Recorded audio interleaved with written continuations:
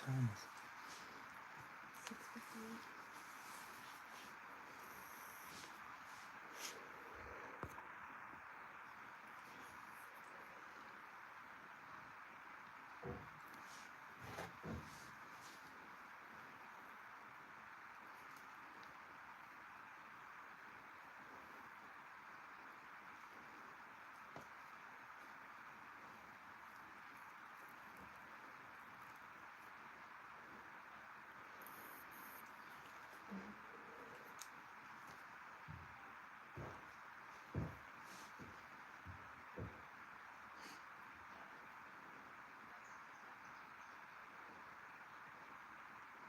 What's up, Steve?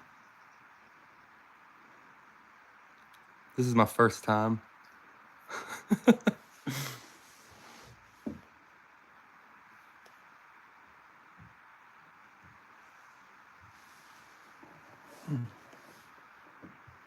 That's gonna be an issue. That's gonna have to go behind the leg. I'm gonna have to unplug it for a second.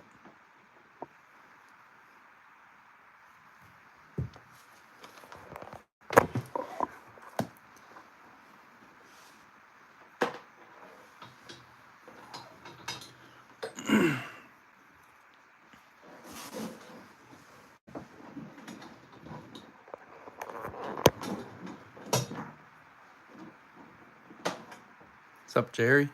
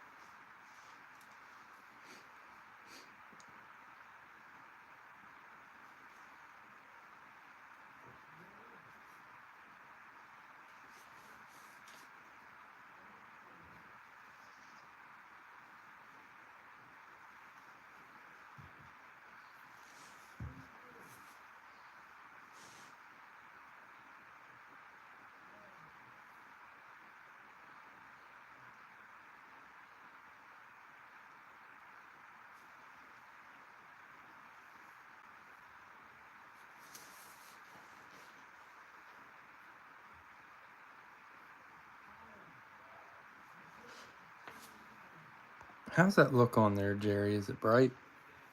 I know sometimes when the back drops too bright, it makes the clock flicker. Like I can see it on my end. And I know some people don't like it, but we might just have to roll with it.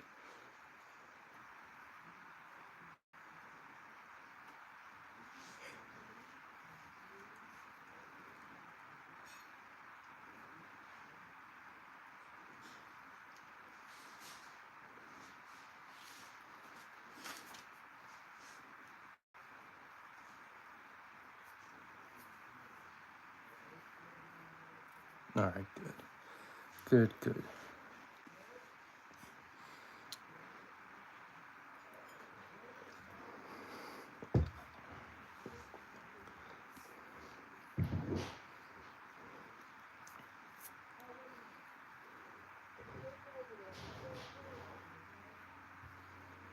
Yeah, it has something to do with them lights in the back being bright.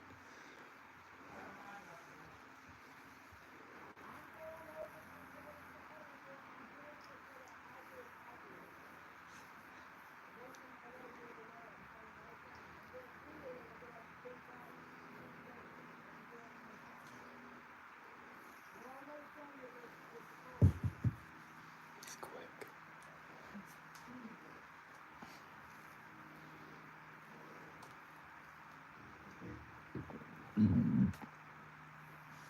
I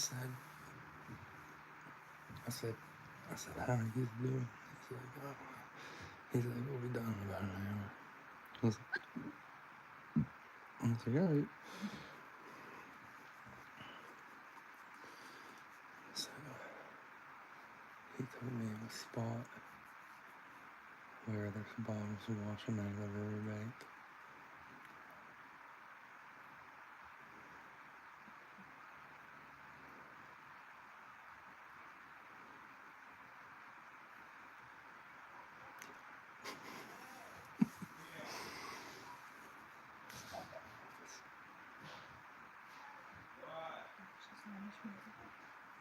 No, it's not.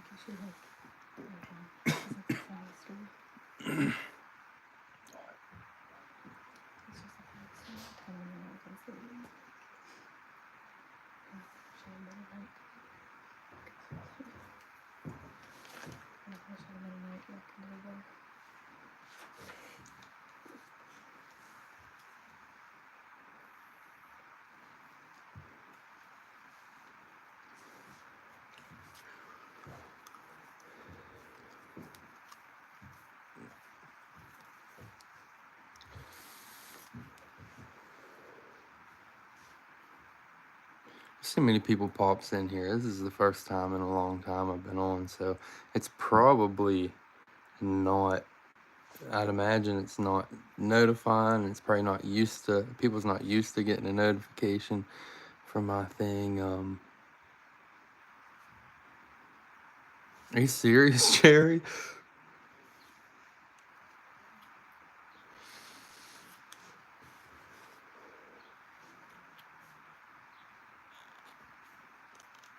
I know a lot of people is not doing it anymore. It was like, I don't know, after I quit, I know Joel doesn't run anymore, and I think Eddie just did his last one for a while, and this is just Gene. Well, the only good auctions are Gene and Matt, I guess, anymore.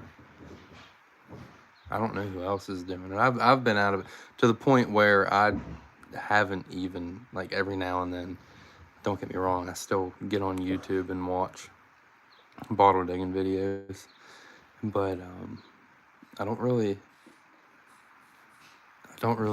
keep up with anything anymore. One of the big differences. What's up, Steve? One of the big differences was I don't know. I think a lot of people like coming to my auctions because I dig pretty much everything I sell. Everything I sell, I dig. So it's like, I don't know, and a lot of it you get to see it dug on video. Yeah, I know. I watched him, Steve. I watched him today. He's I mean, honestly, he's one of the best on YouTube. He digs some nice stuff. And he's fun to watch. He's goofy.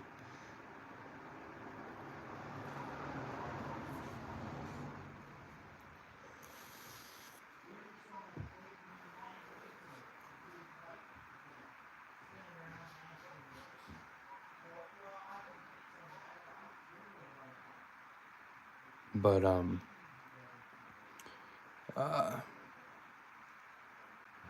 what's up, John? I've actually, I mean, I've done a little bit of Parlor City does. I haven't seen them post in a while though. I haven't really been digging too many bottles. We dug 2 pits. Prior to that,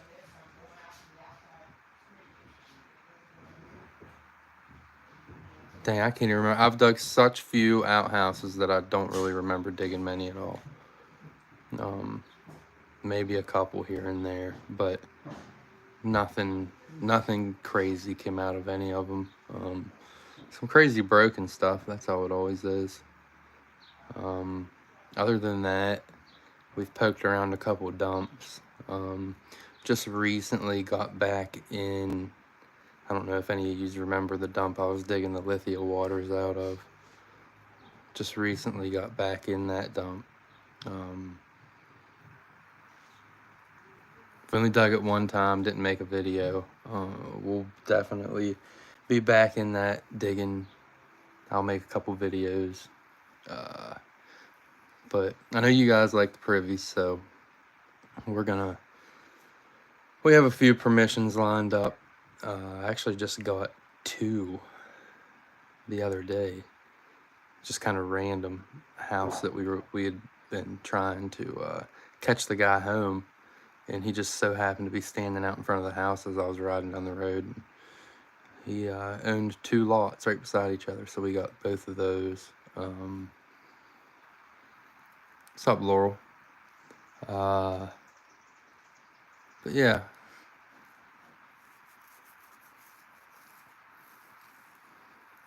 So digging videos, and we're supposed to go to Indiana. If we make it to Indiana, I'll take video. I'll do videos there. They should be interesting. The last Indiana trip, we used dozer to dig them. They're deep, 15, 20 foot. And they're always loaded with bottles. It's good digs.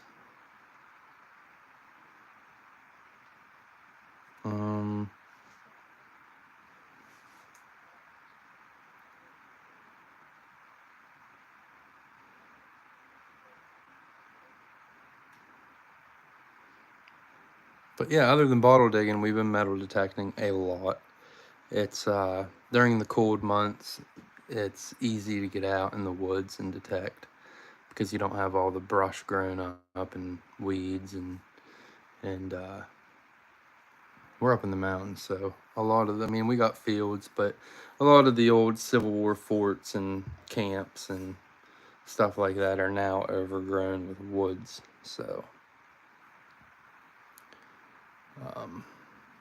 it's easier to detect it in the wintertime. So that's what we've been doing, and haven't really dug anything incredible detecting yet this year, but we've dug a ton of bullets and, you know, some cool things here and there, pieces of epaulets. I didn't get any buttons, but Sean's dug a ton of buttons this year. I don't know how he does it, but I'll walk right past the button and Sean will dig it behind me. But yeah, I need to video some of the metal detecting stuff too. I just haven't had much interest in some of the metal detecting videos, but I do need to put a couple up. What's up, Eddie?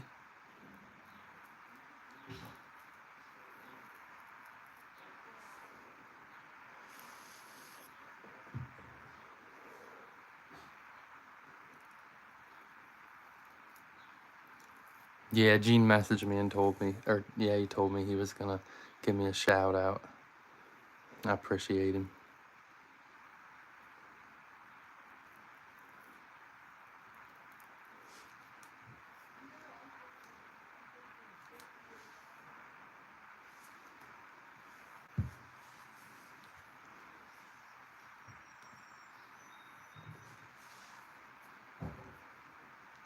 All right, we got 18 people on. I mean, what time is it? 7:13. 7:13.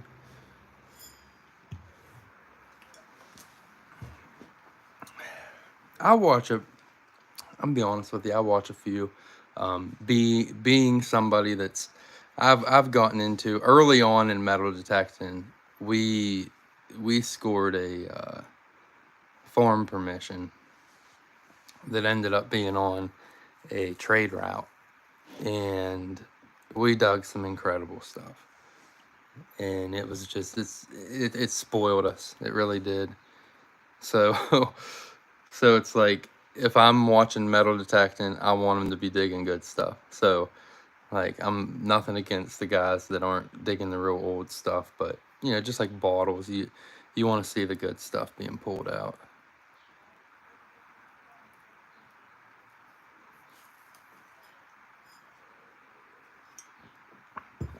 And honestly, one of my favorite detecting channels is the Hoover Boys, of course. And they're really not too far from me. We've actually, Billy has actually reached out to Kurt at some, I can't remember when it was. It might have been 3 or 4 months ago. And we were supposed to have them up here detecting. I don't know where, but we have a lot of spots. There's a lot of spots we haven't even touched yet. We haven't got around to it yet. I'm sure that we will eventually get to detect with the Hoover Boys. But I'm like, you know, I don't want to bring them up here on a place that's been completely detected out. And you know, if they come up, I'd rather us get on a spot that you know hasn't really been hit. That way, we get a good video, they get a good video, everybody's happy. But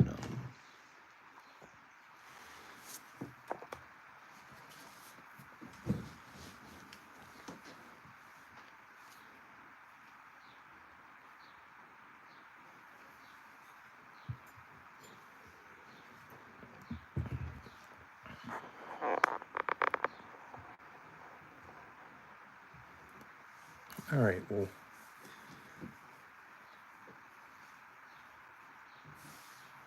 I think we're gonna go ahead and start. I was debating on how I was gonna run the auction, and I don't know what everybody prefers. I've been out of the game for a while, so I don't know if everybody's been doing the whole let everybody bid then start the timer, or as soon as somebody throws the first bid in, start the timer and just let people snipe. I don't know. I know that without sniping, the auction takes twice as long. But I mean, honestly, it really don't matter to me. I don't have the boy tonight, so it won't it won't be as I won't have to be as quick about everything.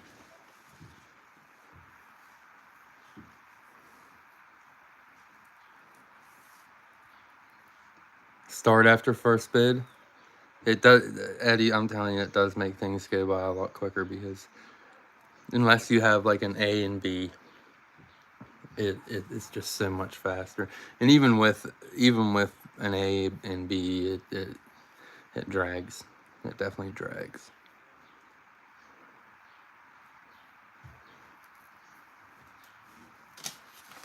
I'll be here till midnight.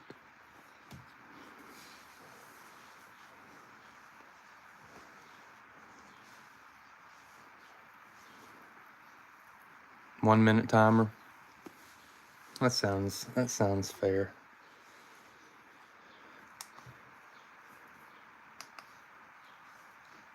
All right.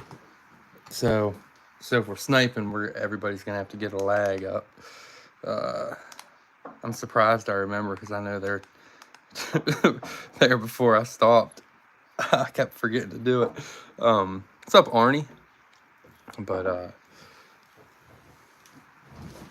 what's up, Lee? Let's let everybody get a lag. There's some people still coming in. Gene's probably sending a lot of people in.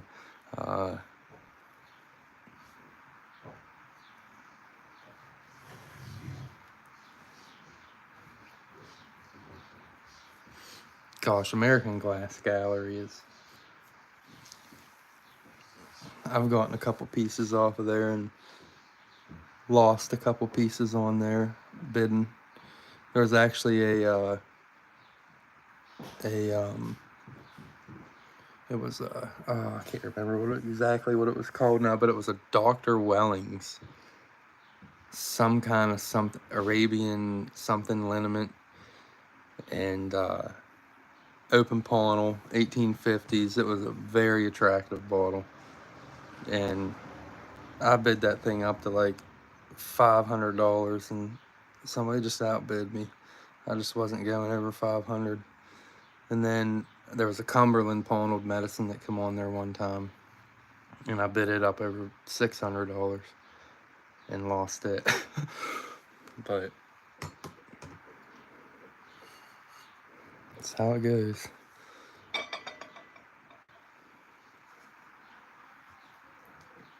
All right, we're gonna do lag checks.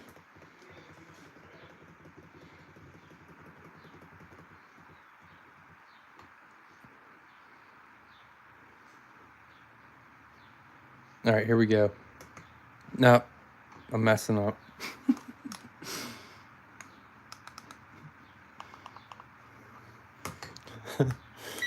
All right, everybody send your lag check in. Eddie.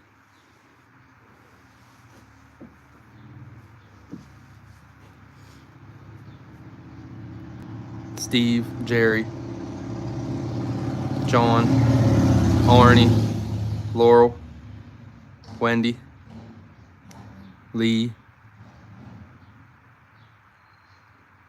Eddie, Steve,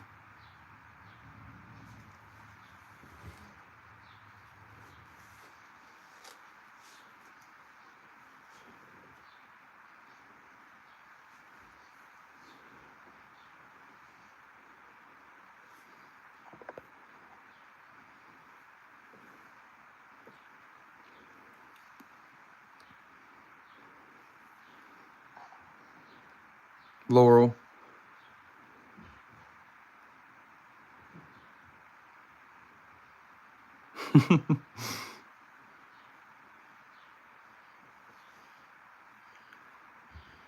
mine's only about 10 seconds.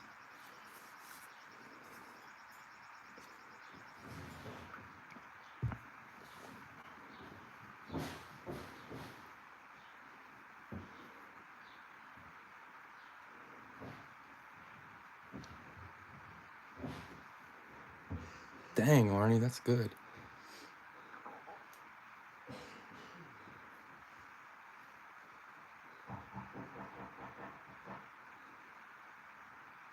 John,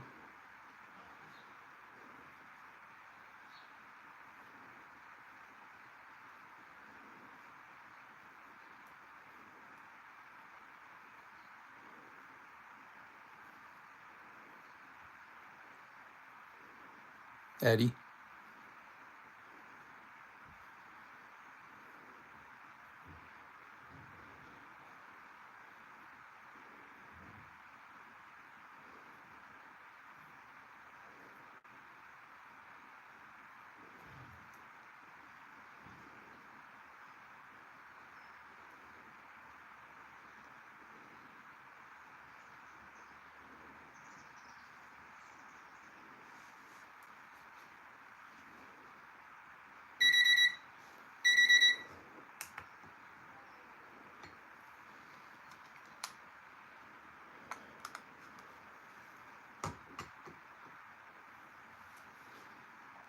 all right.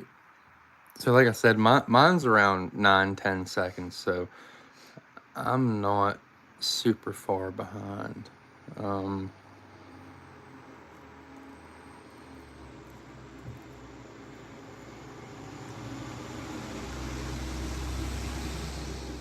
Should I add that 9-10 seconds on the? Yeah, I guess I should. Yeah, all right. Yeah, I have another screen that I can look at and see when the actual time's up. That way, I'll go off of that since it's.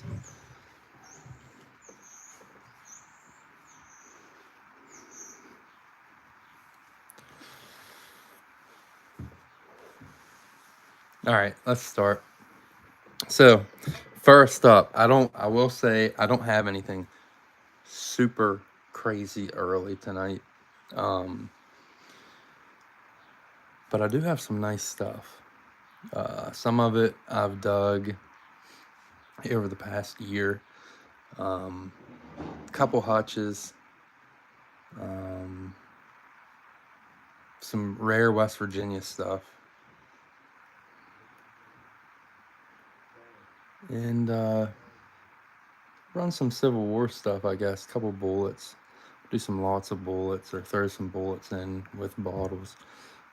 We're just gonna see how it goes first time back, and then I'm gonna be, like I said, going out to Indiana and probably come.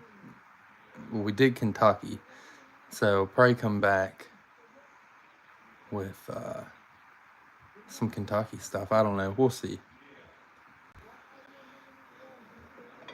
And then I'll get some heavy hitter bottles and try to run some here and there. But yeah, just starting out, we're gonna go slow. I don't know if it runs smooth. We'll go right back into it. I know at one time I used to run like 40 bottles a night, which is crazy. But I feel like it's crazy now. But I don't know. Maybe we'll get back into that. We'll see. So, what's up, Pharrell? So here we have a Phrase Vermifuge out of Baltimore. This is a machine-made variant. I don't know what's on the base. Some strange glass mark. And a 1870s, 80s, early clear med. And I guess, you know what? I can't reach it. We'll throw a Civil War bullet in. We'll throw a Civil War bullet in. That's a wormed one.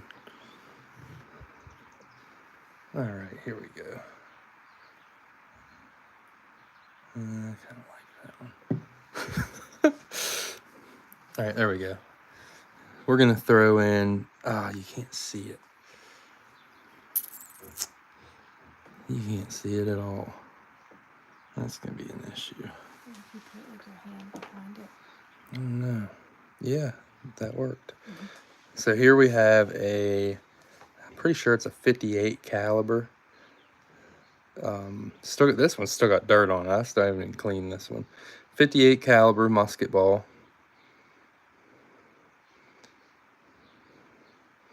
Dug right out of a fort site. We're going to do Bidder's Choice on this. Bidder's Choice to open it up. Phrase Vermifuge out of Baltimore. A slick 1870s, 1880s med. And a 58 caliber Civil War musket ball. And it is dropped. This isn't fired. It is a dropped condition musket ball. Not fired.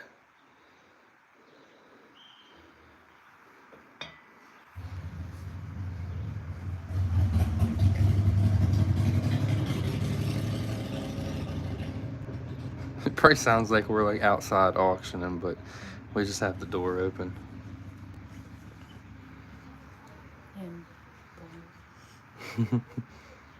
Oh, and there's plumbers under the house too right now. Going back and forth to each other.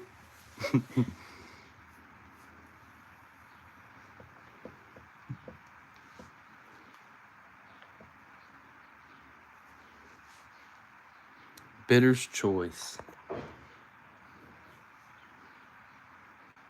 Oh, it was definitely a Harley, I would imagine.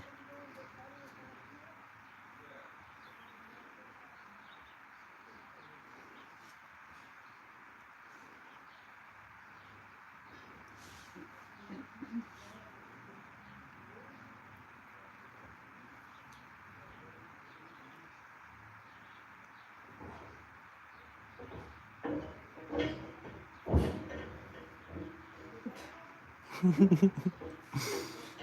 right, we're gonna move on.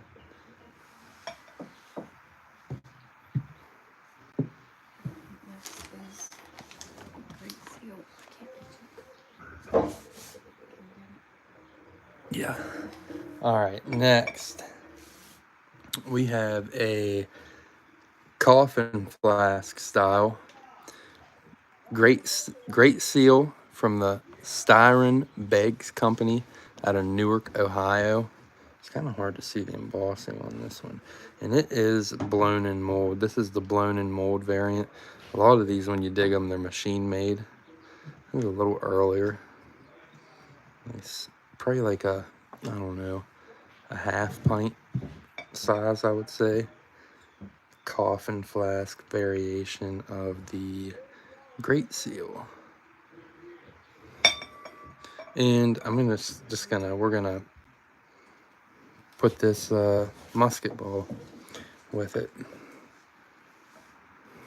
And we're gonna let's do a $3 start. $3 start on the blown in mold Great Seal coffin flask style with a Civil War dropped musket ball.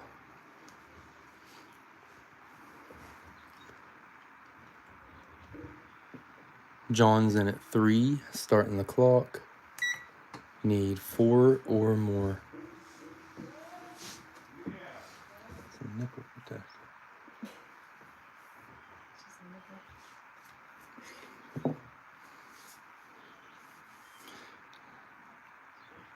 nipple. I wish it was a Beggs Dandelion Bitters. That'd be a good one. A little clear coffin flask style. You know what though? Those Dandelion Bitters don't show up here very often. Those two that I had are honestly the only two I think I've ever seen around this area. And they came out of that collection I bought. The one had dirt on it, so it's probably dug here. It's the company. It's Styron Beggs. It is BGGS. But all right, we're on lag.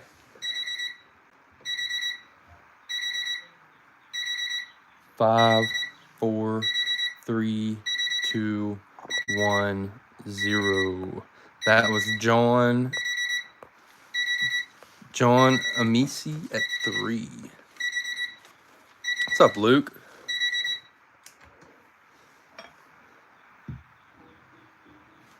He gets the Civil War bullet and the flask. Get in the flask.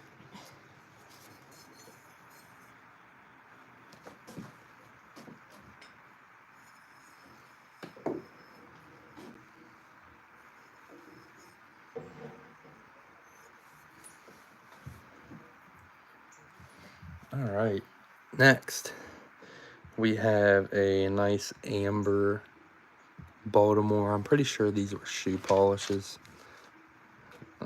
We don't dig them very often. Dug a couple ever. It says the Krebs Oliver Company out of Baltimore, Maryland. It is blown in mold. Don't think there's anything at all on the base.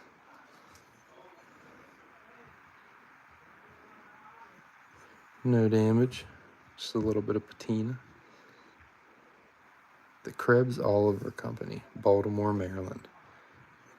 Nice amber shoe polish. You know, most of the time shoe polishes are clear or aqua. You don't dig them colored very often. We're gonna do a $5 start, and I'm actually gonna throw in another Civil War bullet, but I'm gonna try to get a mini ball this time. Here we go. Here we go. Here we got a dropped 3-ringer. I'm gonna put a nice dropped 3-ringer in there.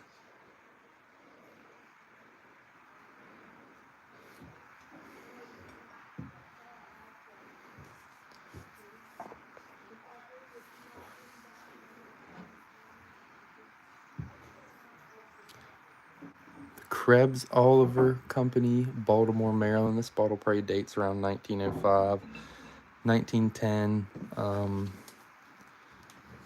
Nice amber shoe polish with a 58 caliber 3-ring mini ball.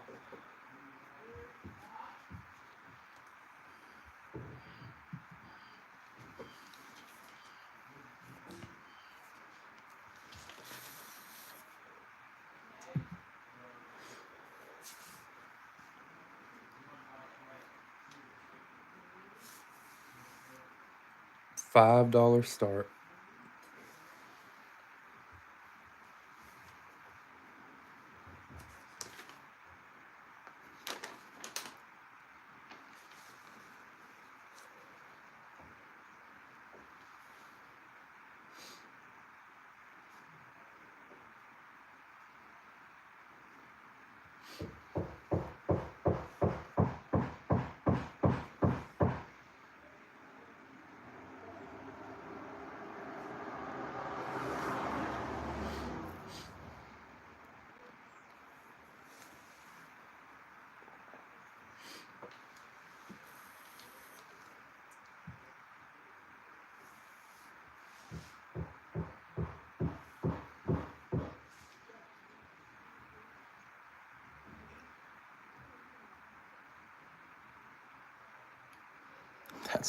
That's what I'm telling you right now. I probably walked, oh gosh, I don't know, probably over 150 miles with all the metal detecting we've done this winter.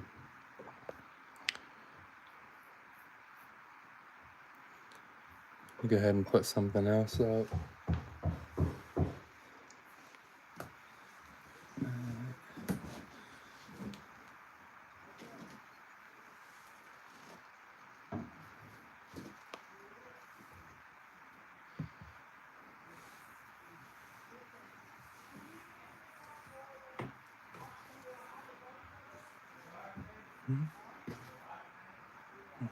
All right, next. This is actually one that's kind of a recent dig. I always keep the blown in mold bromos. Definitely don't dig as many blown in mold. But here is a oddly shaped, kind of weird shoulders on it, Bromo Seltzer, Emerson Drug Company, Baltimore, Maryland. And it is blown in mold. There's a 2 on the bottom.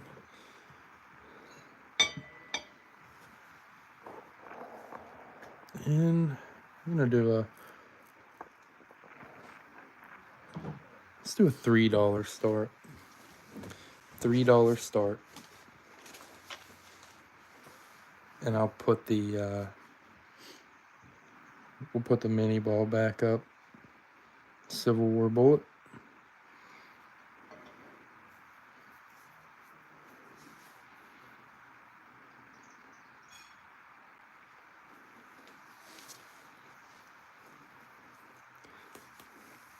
What's up, Lang?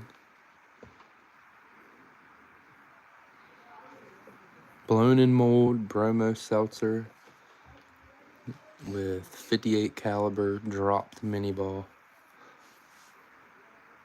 $4 start.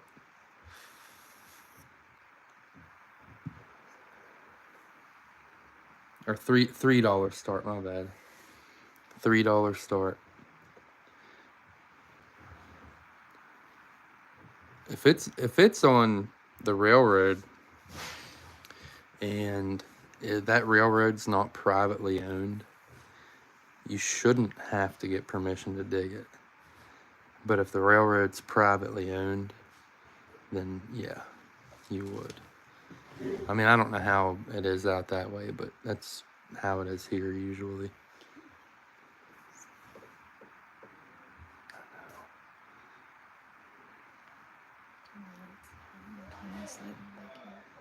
Yeah, try that. Oh, it's abandoned, so somebody probably does own it. A lot of the abandoned railroads here are still owned by CSX or some branch of B&O.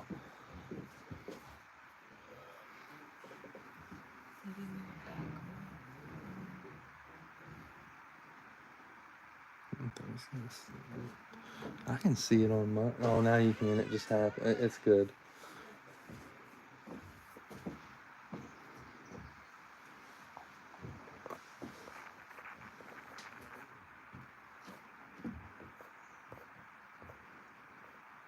What's up, Bobby?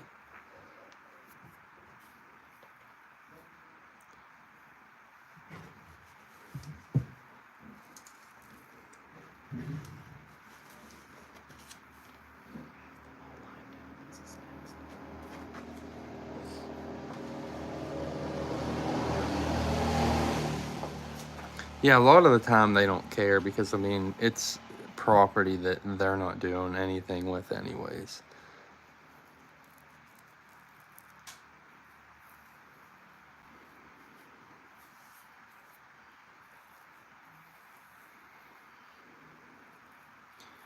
Blown and mold bromo seltzer with a 58 caliber dropped mini ball. $3 start. Greg's at 3, starting the clock.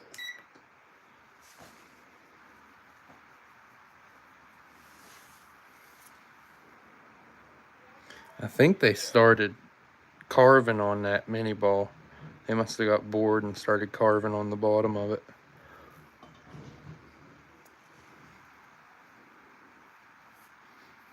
Need $4 or more.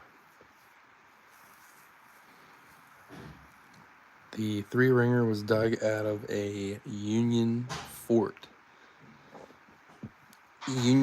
site. And we dug a lot of them.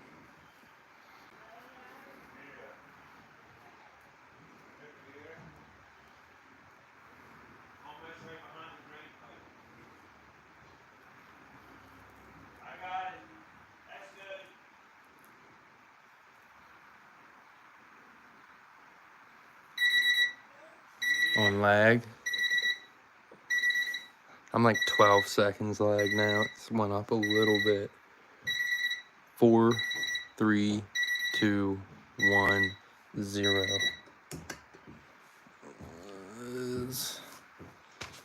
I appreciate it, man. I'm gonna be honest with you. I threw that video together and like it didn't take long. I used my phone to edit it, and normally I don't like doing that because my editing program on the desktop is so much better. That was a Greg at 3.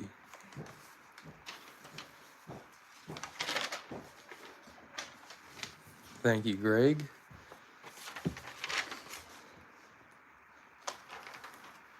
Next.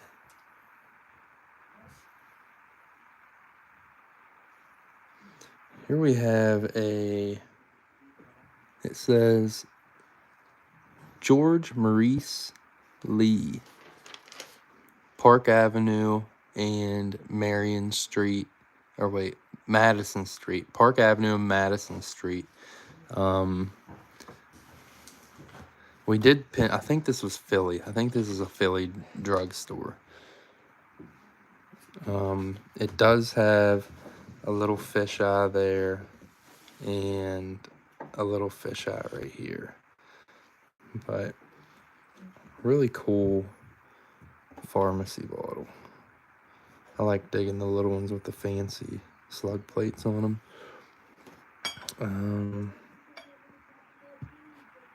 Let's see how to zoom in on this thing. It does. It does look like a little Wyeth.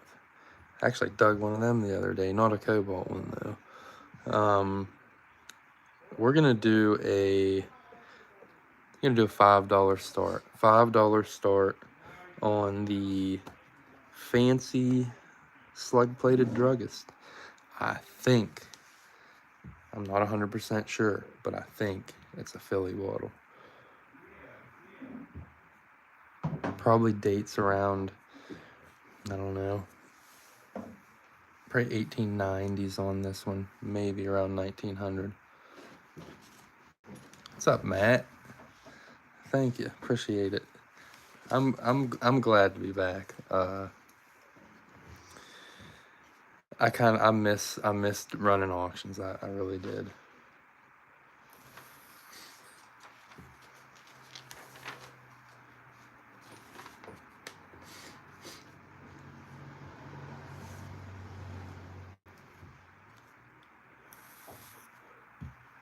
It just feels like once you get in like 50%, it doesn't pull as hard.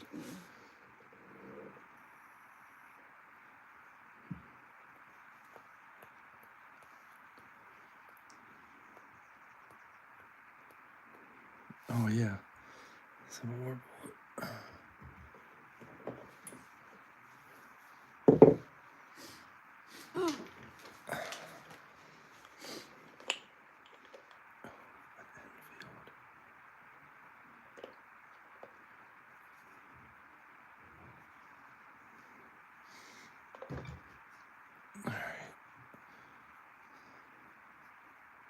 All right, we're actually gonna add in a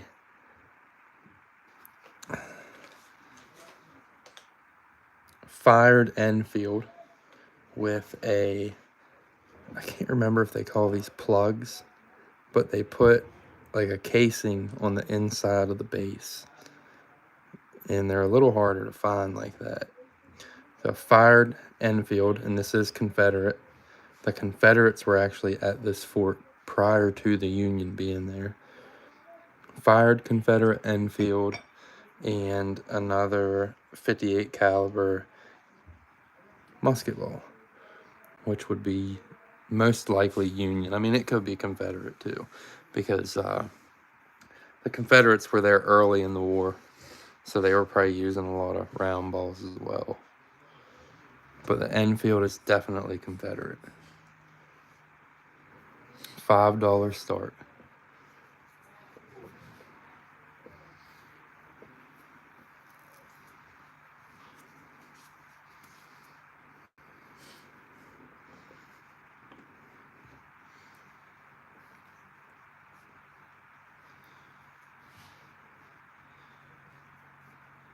Here's the difference between an Enfield and a 3-ringer. Well, so you got your 3-ringer on the right, Enfield on the left. The Enfield didn't have any rings, just a smooth bore. And the 3-ringer had rings, so it would catch the rifling of the barrel. This one's been carved on the bottom. They did a little bit of carving there. Got bored. Probably used it as a chess piece or something. But Confederate Enfield on the left, Union 3-ringer on the right.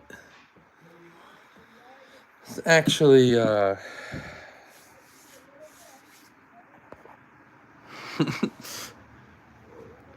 almost can't say the location of it on live auction. But we're right now, we're pretty much, it's been hammered over the past 30, 40 years, but there's still some hot spots here and there that we get into relics, and there's trenches all over the place. But I'll message you and tell you where it's at, and you can look up the history on it.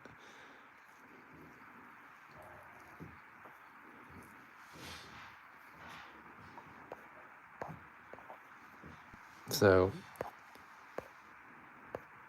fired Confederate Enfield,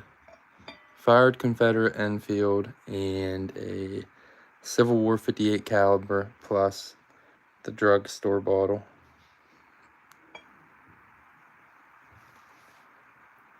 $5 start.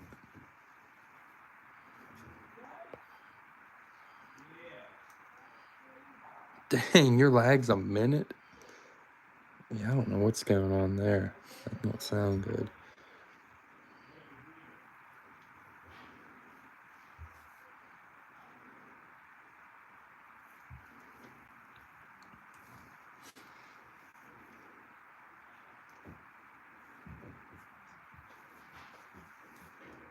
Pause at 5, starting the clock, needs 6 or more. Dang, I want more coffee.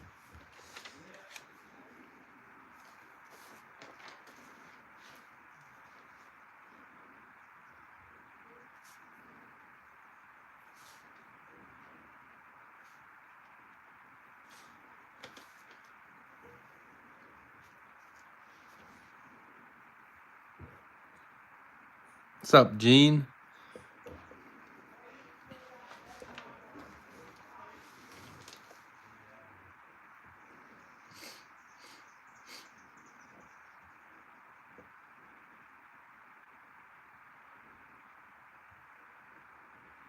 I'm on 2 bullets in a bottle.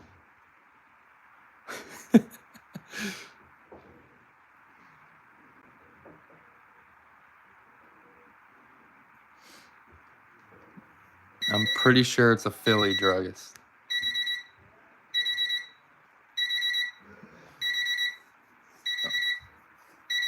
What are we at? 4, 3, 2, 1, 0. All right. That was Paul at 5. Paul at 5 on the 2 bullets and the drugstore.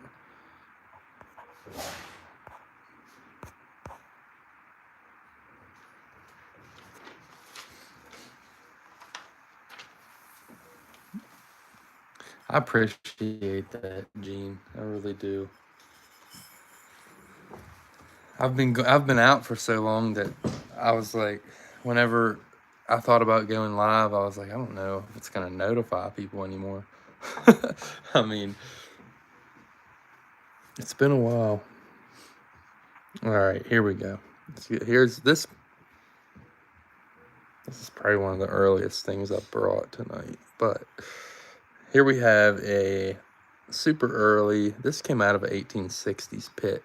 Unfortunately, it is not pawned. It is smooth base, but nice drippy lip. Why is that not focusing? Nice drippy applied lip.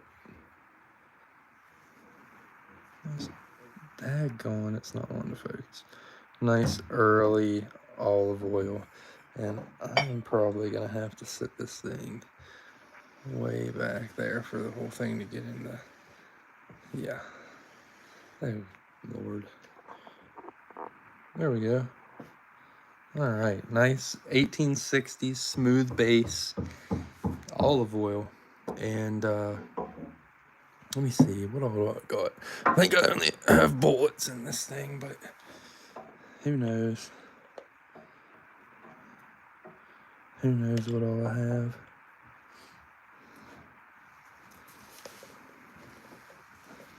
Yeah, I'm pretty sure that's all I got.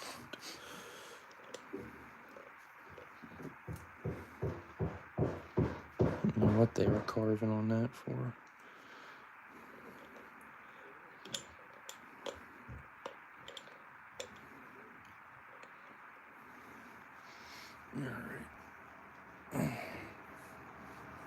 All right, and with the 1860s olive oil,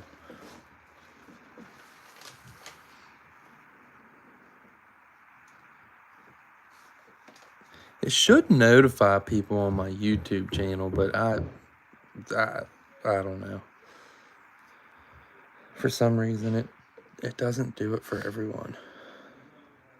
So here we have a 3-ringer that has been, they carved it, or they rolled it. They did something with it. I don't know. You dig, especially at camps and fort sites, you dig bullets that they've done stuff to. I don't know if they were making chess pieces out of them, what they were doing, but they've like carved it down the whole way around, or rolled it, like did something like this, or rolled it on a stone, or I don't know what they did with it, but strange looking.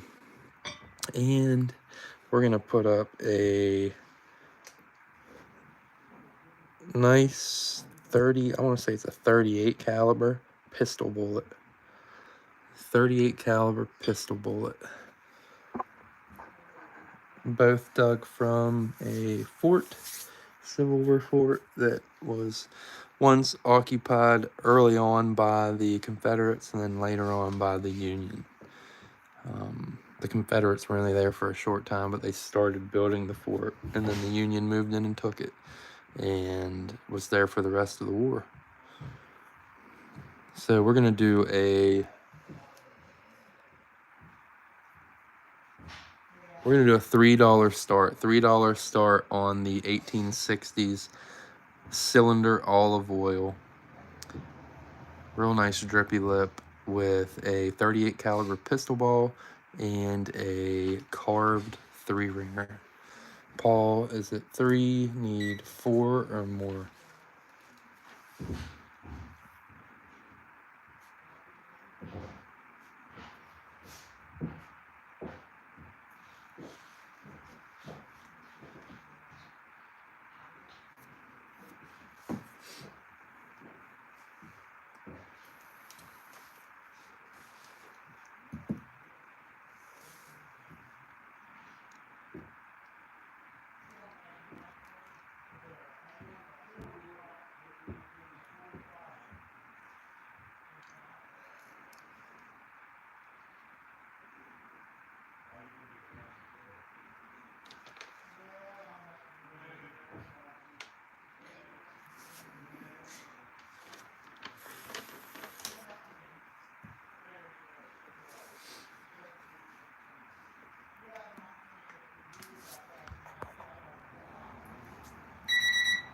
On lag.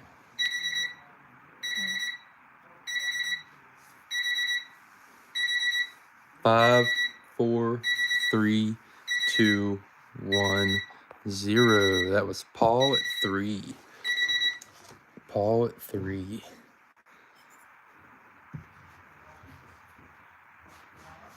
Nice early bottle. Next.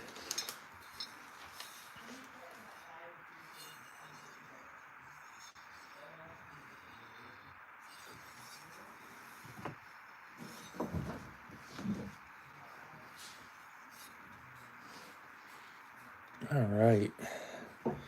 Next we have a nice early Scott's Emulsion cod liver oil with lime and soda. And this is one of the earlier ones that does not have the fisherman on the base. It just has, this one has an F. I don't know if that's for Fairmont glass. I know that Fairmont uses the F as well. But it is like a hinge mold. Probably early 90s. I don't know if these go back into the 1880s or not. They might. But decently early Scott's Emulsion, and it, for being Privy Dug, is pretty daggone clean. Nice color to it. They're nice looking bottles, and it is one of the larger variants. We're gonna do an $8 start. $8 start on the large variation of the Scott's Emulsion. $8 start.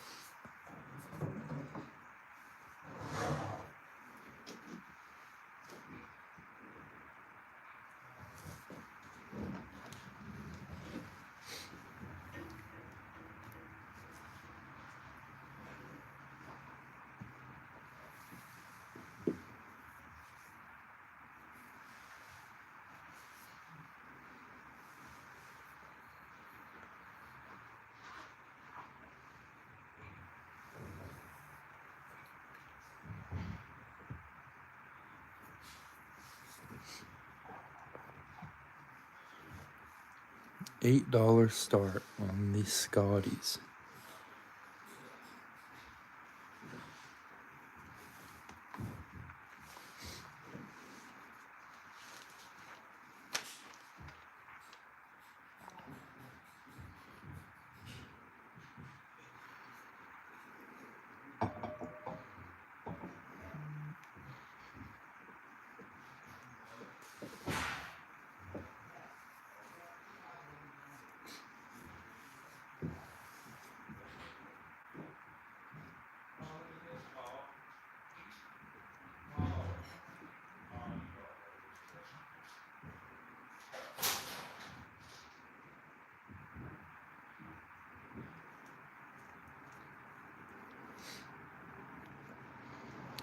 Nobody on the Scotties?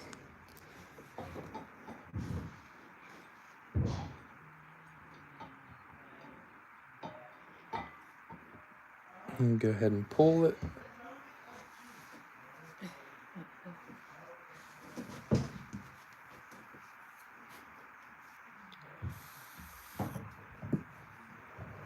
They're turning the water on. All right, next bottle. Here we have a nice script variation of the Loyal Hannah. I don't know. I guess that's what it is. Loyal Hannah Brewing Company out of Latrobe, PA. I like digging these script variation beers. They're always real cool. Anytime I ever dig one, I keep it. Real pretty embossing. This one is blown in mold.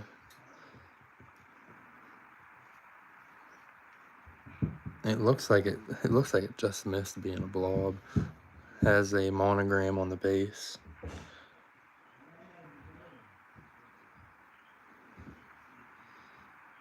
Probably dates around 1905, 1910. Let's see if I can raise this up a little bit.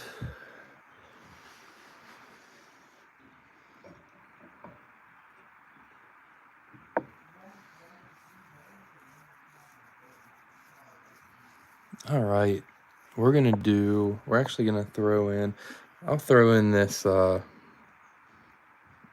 carved 3-ringer that we think they may have made into a chess piece. I don't know if they smashed the base down or just carved it out.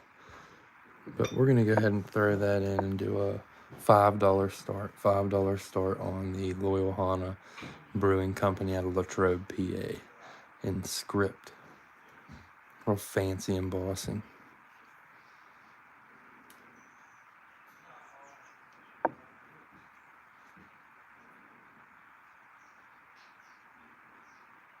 Pause in at 5, starting the clock. Needs 6 or more.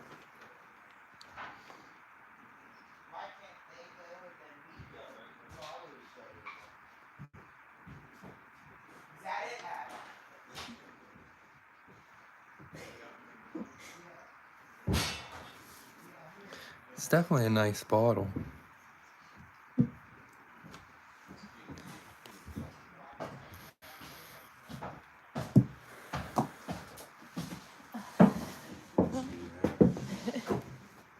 He's turning the water on.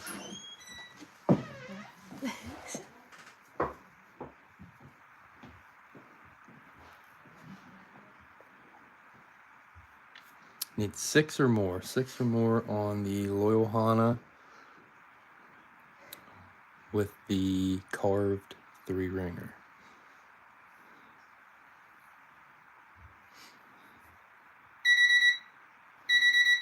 On lag.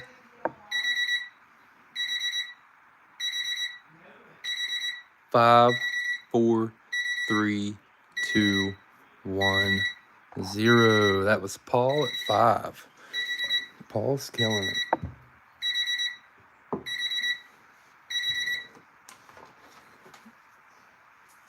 All right. Next. This came from a semi-recent Privy Dig. Semi-recent. This is an H.A. Cass beer? Casabeer. Is it Casabeer? H.A. Casabeer, New York medicine. You don't think the S is silent? Or the E? Yeah, it's probably pronounced Casabeer.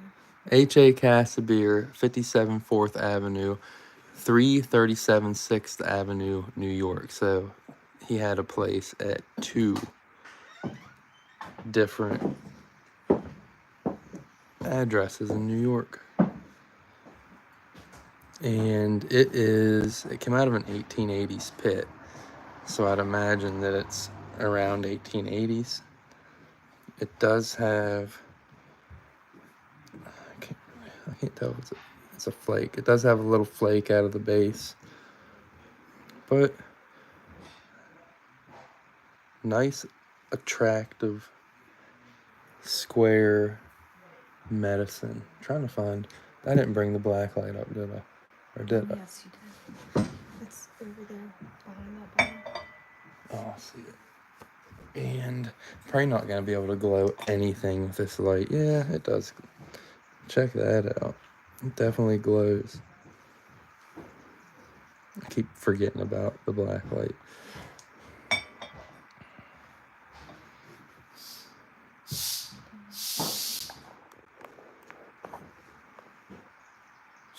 So it was a pretty big drugstore at the time.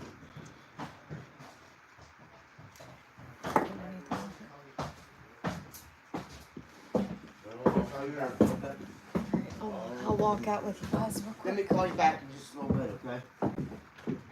Alright, I'll hang your light on that chair there, buddy. All right, man. Thank you. Okay, we are ready. All right, let me grab Okay? this real quick. I'll give you a quick run by. You want? No, you're good. I don't wanna You're disturb fine. it. No, you're fine. We told them all they were like, we got people working, and so hand this to you real quick. You said this. Yeah. Okay, I Do appreciate you it. care? Yes, absolutely. Yeah. And I can send you. I'll send this to Lynn, and then they can send you a picture of it so you have it. Mm-hmm. Um, Absolutely. Adam's might both look good. But yeah, absolutely. Okay? I'll give you a run by if you want. yeah. Okay?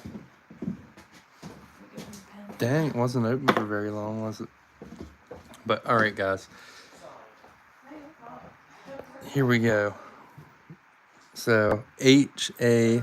Casa Beer, and like Eddie said, it must have been a pretty daggone big drugstore. I want to say it's late 1880s, maybe early 1890s.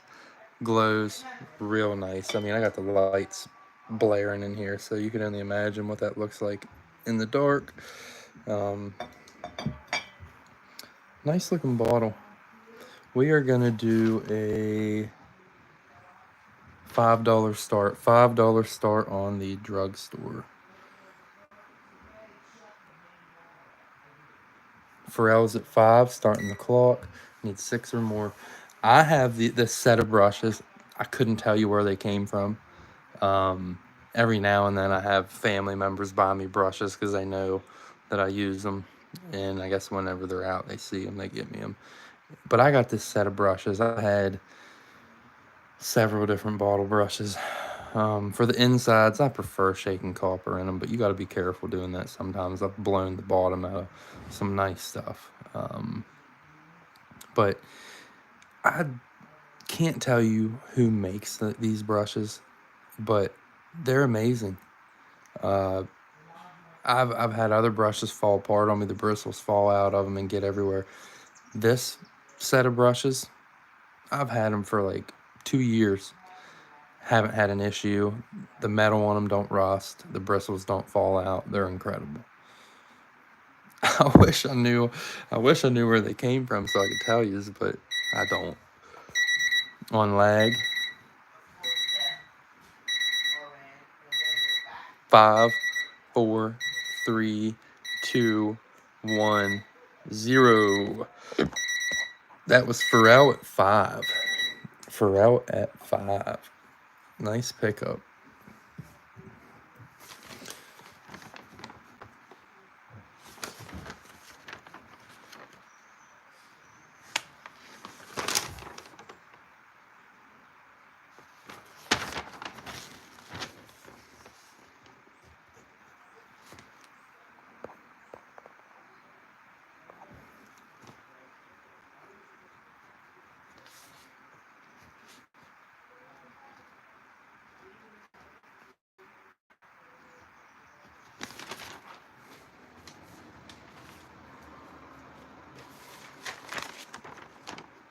All right.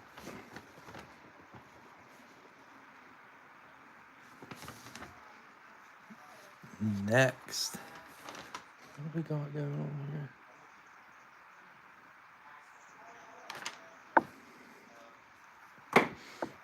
All right, here we go. All right, here's a Privy Doug one, and I ran this a long time ago and didn't get any interest on it, but it is a really interesting bottle. It is screw top. However, this came out of an 1870s pit. So it is early. It has faint embossing on it. It says HK. It says HK and TB Thurber and Company, New York and London. And you can tell by the base. I mean, look at the base. You can tell it's early. It's an early bottle. It is ground screw top. But like I said, it is an early ground screw top.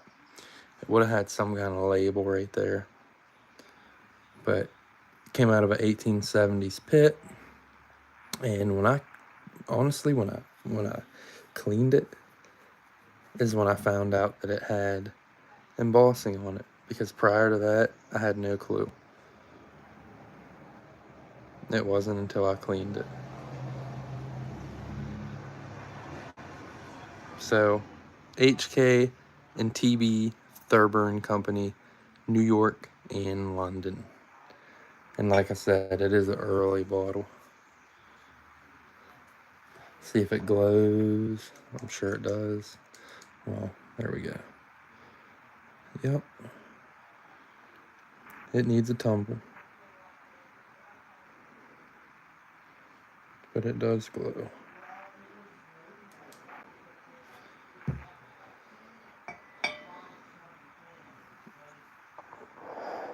If you guys were wondering, we got 2 plumbers in here and they just now finished. Just now finished.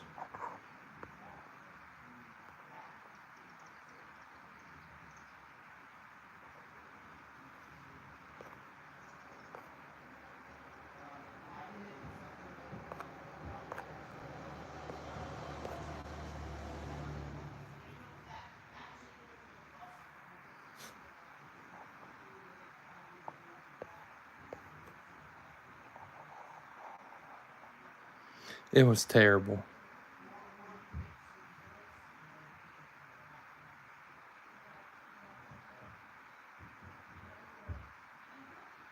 Yes, it was a bad plumbing job. My parents gave me the house that I grew up in. The plumbing was all, well, I want to say 80% galvanized. And it wasn't lived in over the winter. So everything busted. All the copper that was in here busted. All the PVC that was in here busted. The galvanized had pinholes in it. Whoever ran the piping at one time got carried away. They had it zigzagging and up and down and over and under, and it was a mess. And I did some of it. And once I got into the galvanized, I was at a loss. I didn't want to cut it all out and replace it. Although I know you're not supposed to use galvanized anymore. And I ran into a spot where there was 2 mains coming out of the wall. And this has never been a duplex, so there shouldn't be 2 mains. And I've pretty much redone everything up top, all laid floors in all the rooms, and done a lot of carpentry work and painting and drywall, so I got my hands full, already. I didn't need plumbing to, be an issue, but you know how things go. It was, and we ended up having to get some people in here because I couldn't handle it all. It was just too much. But as for up above, and it's all crawl space, so. But as for everything else, like the upstairs and the downstairs, first floor of the house. We've pretty much got it knocked out. The upstairs, all the floors are laid floors in every room in the hallway. Redid the walls, painted the walls. Gosh, we've done a lot. Just trying to get in here, and that's the only thing holding us up is the plumbing. And he just got it done. It took him about 2 hours. Did the whole thing. Dude knows what he's doing, that's for sure. But We're gonna have What are you him trying- go up these stairs once he grabs his all right. helmet. Did I forget everything? Right. Them stairs. Yes. Mm-hmm. Oh, I thought it was out here. No, Deck, I I'm don't know sorry. the upstairs. Is it the one going It's up? all of them.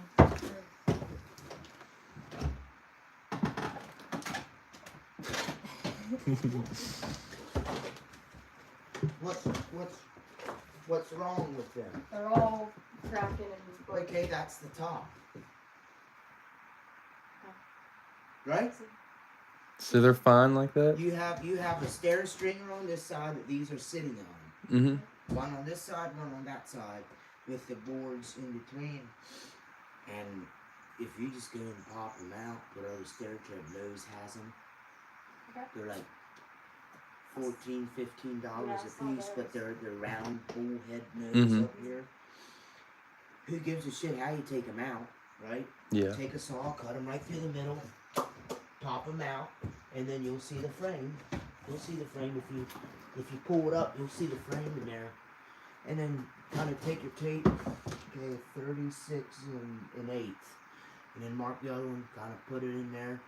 What you can do to fancy it up is at the edges, run you a white bead of caulk down through there. Mhm. This 1x6. This bull nose stair treads, right, Lowe's. They're probably 36, right? said You can do 36, it. right? Save Yeah, yourself yeah, I money. can. Mm-hmm. I'll do it for you, but you can. Yeah, I can do it. Take your saw, cut down through the middle, take that out, take this out. You'll just have the bare skeleton coming up through here. Mm-hmm. Take your tape, measure across, put the top in. Yeah, it's easy. Top, then Mhm. the side, then the top, then the side, and go down. Good. Yeah, there ain't nothing wrong with you. Just replace the here, yeah, maybe, you know, when you're Yeah, all I see gotta do that is down, slide up maybe under there. Just take you this, pull this up here, fucking run you some lags in here. Mhm. Yep. Okay. Alright. Yeah, it ain't too hard. But hey, Alright, yeah. I appreciate it, man. I'll you. grab those cards off of you. Okay, yeah, I'll grab them. Oh boy. all right, I'm back.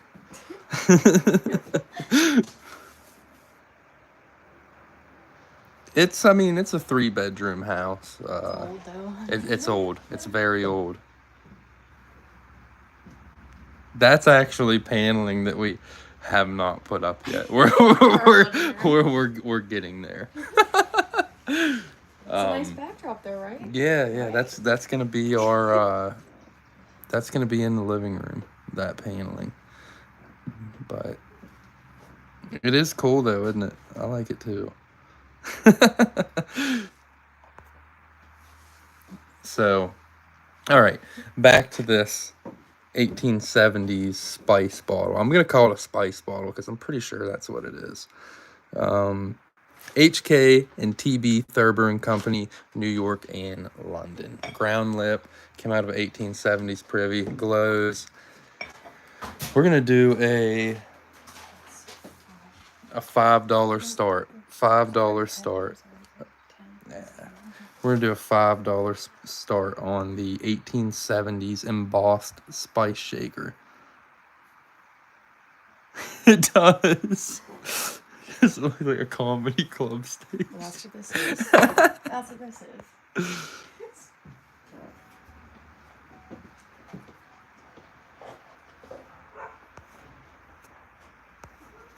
What's up, Mike?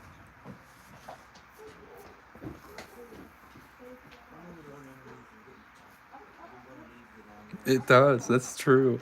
It's so true. It does look like a comedy club. Well, that's what I'm gonna have to start doing. We're gonna do stand-ups. $5 start on the 1870s shaker bottle. Real fancy thing too. trying to get that embossing.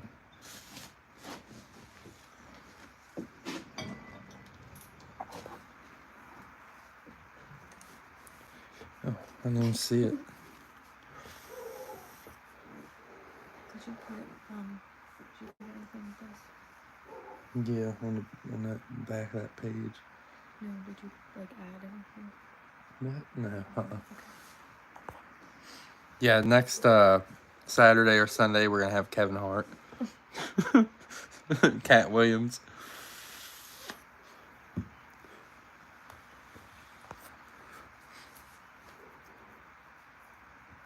John's at 5, starting the clock. Needs 6 or more. This is an early bottle. It don't look it, but it is. You can tell by the base. Base on them earlier bottles has that smooth base.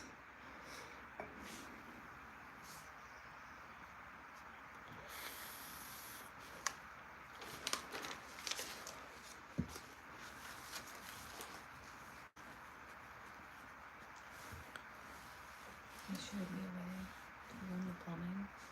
I'll put in for the paneling and have it ready to go to the bathroom.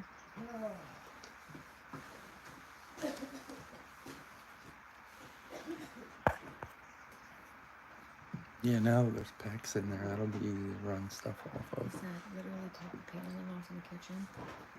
Put them up there, put the paneling back, and then it's ready to go. And you want the two things back apart again. On lag.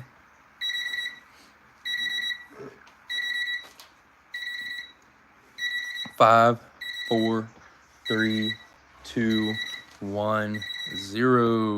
That was John at 5. John at 5 on the early spice bottle. Next, I feel like this bottle is a fan favorite. Everybody loves the Miss Winslow's. Here we have a Miss Winslow's Soothing Syrup. The Anglo-American Drug Company. Successors to Curtis and Perkins proprietors. Nice bottle. This is probably an 1890s variant. Got a 22 on the base. Obviously blown in mold. Some bubbles in there. Well, if it'll focus. Probably ain't gonna focus, but nice bubbles in the neck. Cork still inside it.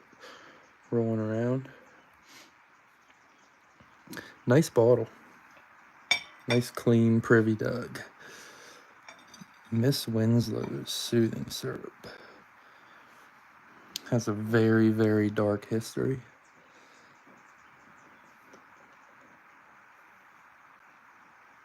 And we are gonna do we're gonna do an $8 start on the Winslow's. $8 start. And I just so happen to have a marble sitting in with my Civil War stuff. So we're gonna put it on the bottle. I don't know what it is. It's got like browns and cream colors in it. There's a little bit of blue. A little bit of blue in it. A little bit. We're gonna put that marble on there and run it. Arnie's at 8, starting the clock. Need 9 or more.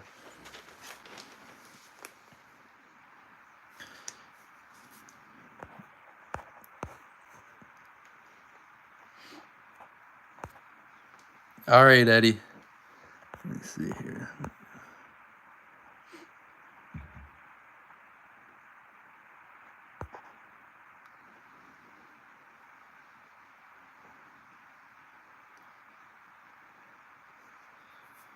I do have a jar tonight, Mike.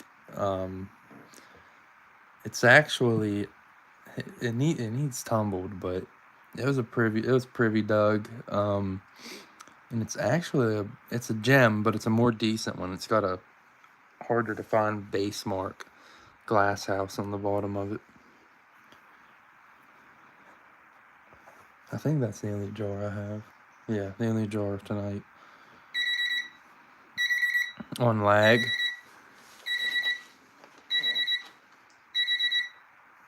5, 4, 3, 2, 1, 0. That was Arnie at 8. Arnie at 8 on the Winslows with the marble. I wonder what they were trying to make out of that.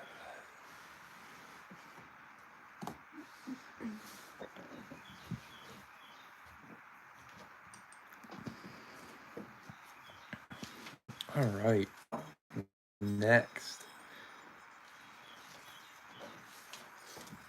Here's a nice bottle. I like digging these. This was a bed bug killer. I think it was a bed bug killer. Pretty sure it was bed bugs. If it wasn't bed bugs, it was some kind of worms or something they got. But I'm pretty sure it was bed bugs. This is a Bugging. It says Iron City Chemical Company. Iron City Chemical Company out of Pittsburgh. Out of Pittsburgh. Has a nice bubble in the lip. This big bubble. It is blown in mold around 1890s. That's the base. What's up, Russ? Bugging. Iron City Chemical Company out of Pittsburgh, PA. Nice looking. I mean, I guess this would be considered a poison bottle. It is a bug killer. And just clays. And I guess, you know what, we're gonna put a Civil War 58 caliber musket ball with it, dropped. Most of these round balls are dropped. That's usually how you find them in the forts. A lot of dropped stuff. What you like finding them dropped more than fired. Fired ones look like crap. This thing glows like crazy. A really nice glow to it. Bugging.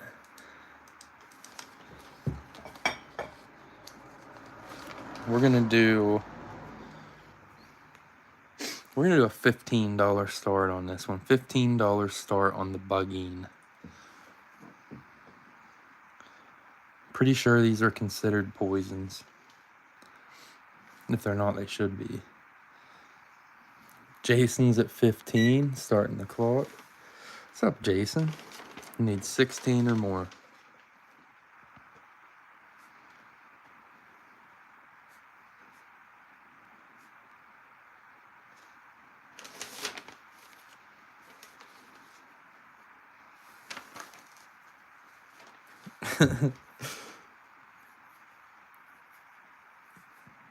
Well, you're not going to be waiting too much longer.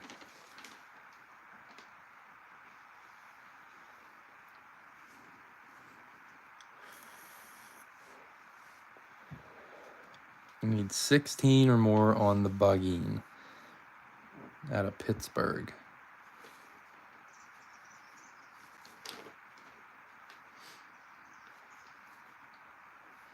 Yeah, Miss Winslow's should be considered a poison. That is true. It probably killed more people than poison did, than any other poison. That's, yeah, you're right. On lag. 5, 4, 3, 2, 1, 0. That was Jason at 15. Jason at 15 on the Bugging with the bullet.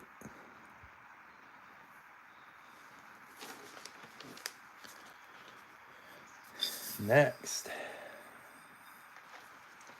All right, here's a good one.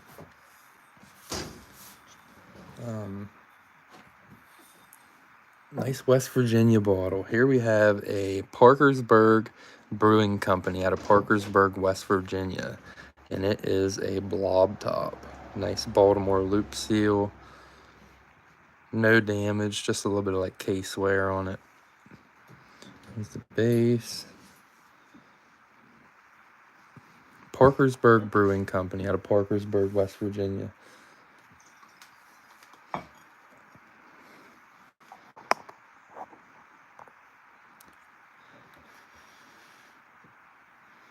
We're gonna do a $10 start on this blob, and West Virginia stuff's pretty sought after. These Parkersburg blobs, I've had a couple others, and they sell pretty quick here locally. They're nice bottles. We're gonna run another 58 caliber dropped musket ball, Civil War, with it. Well, if it'll stay there.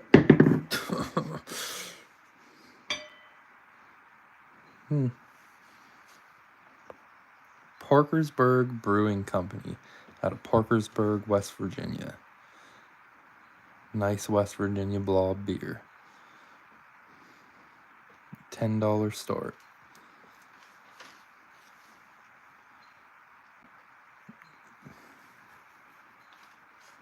I didn't notice.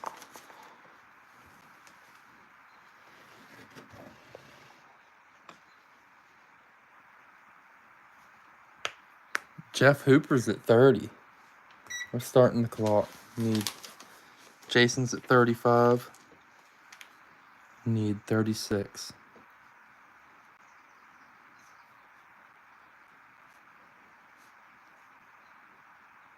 Jeff's at 40. Need 41.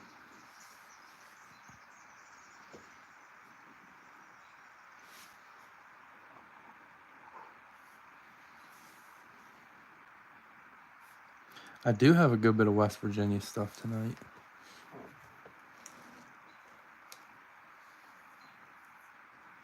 The Time Travelers. But for some reason, when you type in the Time Travelers on YouTube, there's like a bunch of crazy stuff comes up about people they think are time travelers and stuff. You got to type in the Time Travelers bottle digging, and then it takes you to my channel. I guess I'm not famous enough yet. On lag. 4, 3, 2, 1, 0.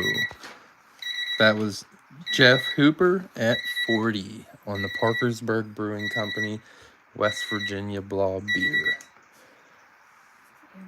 And the 69 caliber, or not 69 caliber, the 58 caliber. They have 69 calibers. That's just not one of them. What do you think about? There is a 69 caliber.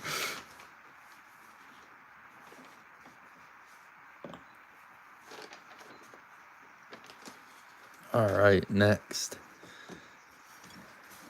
Here we have a Hood's Sarsaparilla. C.I. Hood and Company out of Lowell, Massachusetts. And this is one of the ones that has apothecaries on the back. Has a 76 on the base.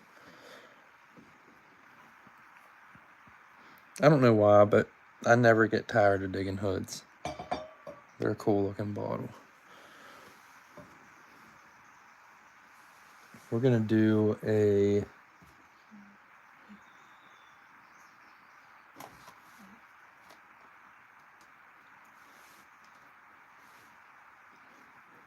an $8 start on the hoods.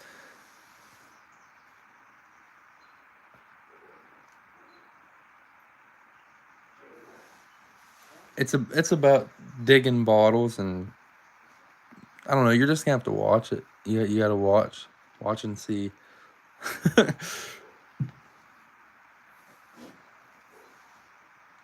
the sky's pretty.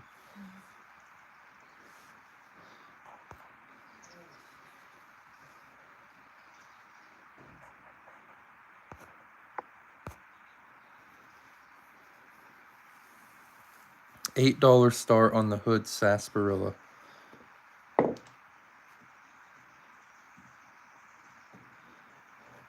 .69 caliber would have took your whole leg off if you got hit with it. I would imagine that the 69 calibers have probably taken limbs off. They're daggone close to it. That's a big bullet, and I'm pretty sure I want to say the Confederates had 71 calibers. Jason's at 8, need 9. I think they had 70 or 71 caliber bullets. I've never found one, but I think they're smooth bore. And they were like, I don't know if they were Enfield. I can't remember if they were Enfields or what they were, but I'm almost positive.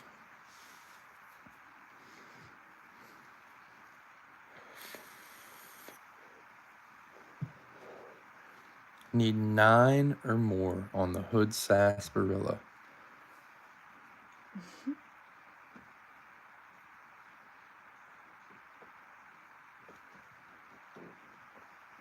Were they Enfields, Jason? Pretty sure they were.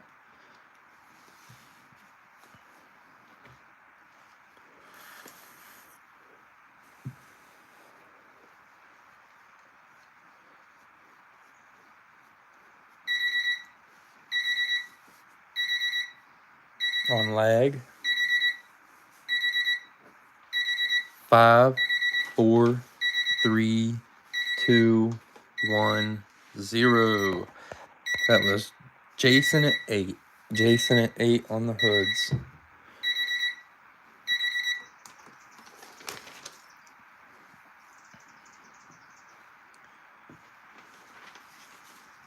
Yeah, you can only imagine the Civil War.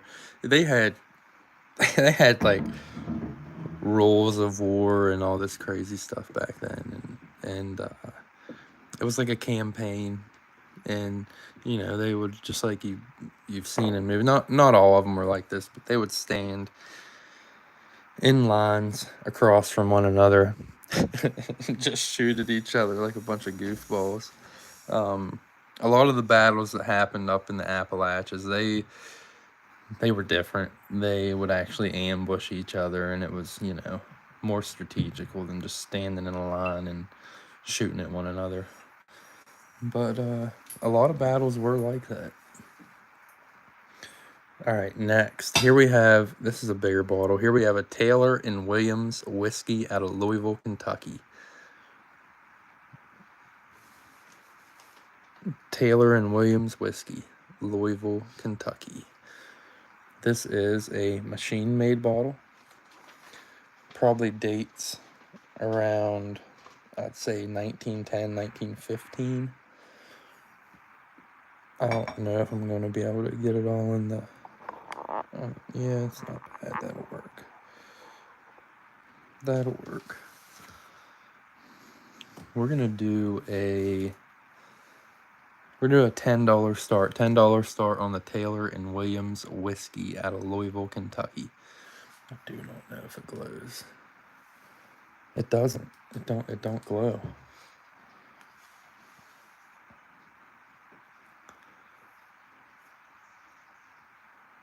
Taylor and Williams whiskey out of Louisville, Kentucky.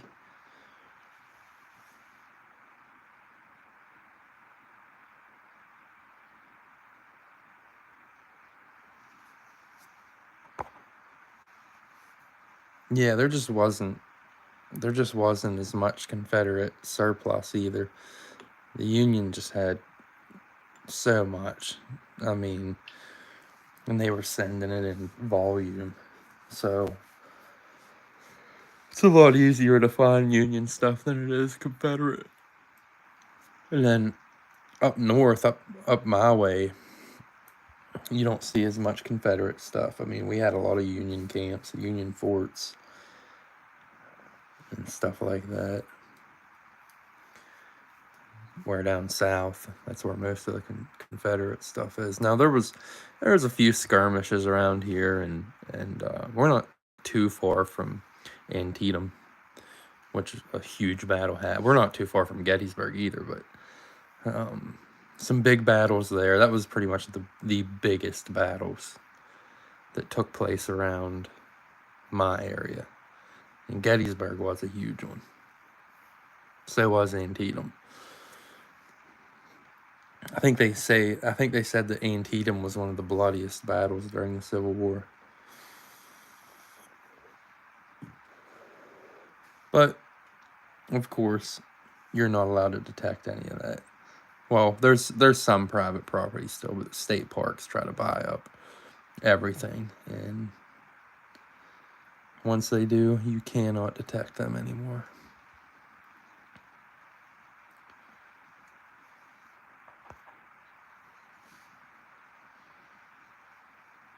$10 start, Taylor and Williams whiskey out of Louisville, Kentucky.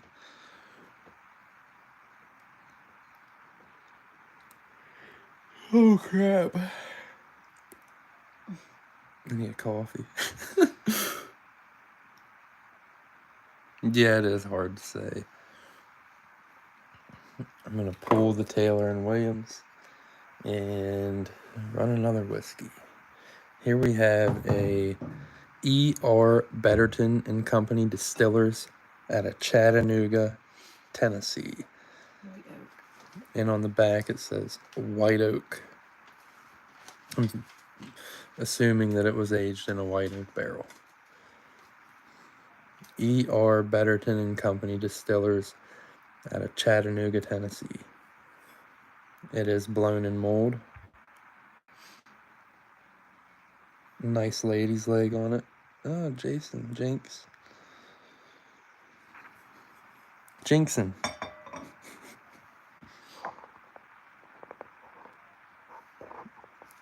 SCA in color.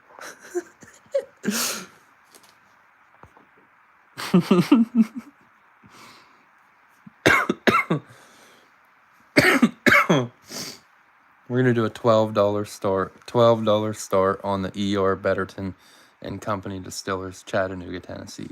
White Oak. Jason's at 12, starting the clock. Need 13 or more.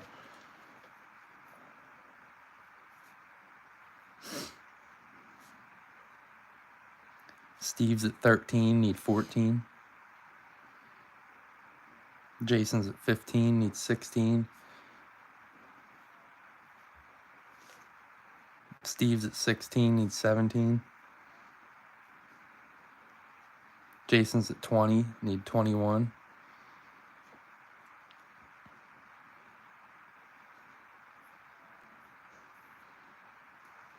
I'll tell you what I want to get into. I want to get into a Civil War trash pit with bottles in it. That's one thing I haven't got into yet, is a nice loaded Civil War trash pit.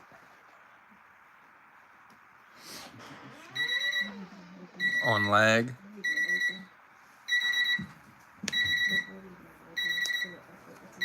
5, 4, 3, 2, 1, 0. That was Jason at 20. Jason at 20 on the Betterton.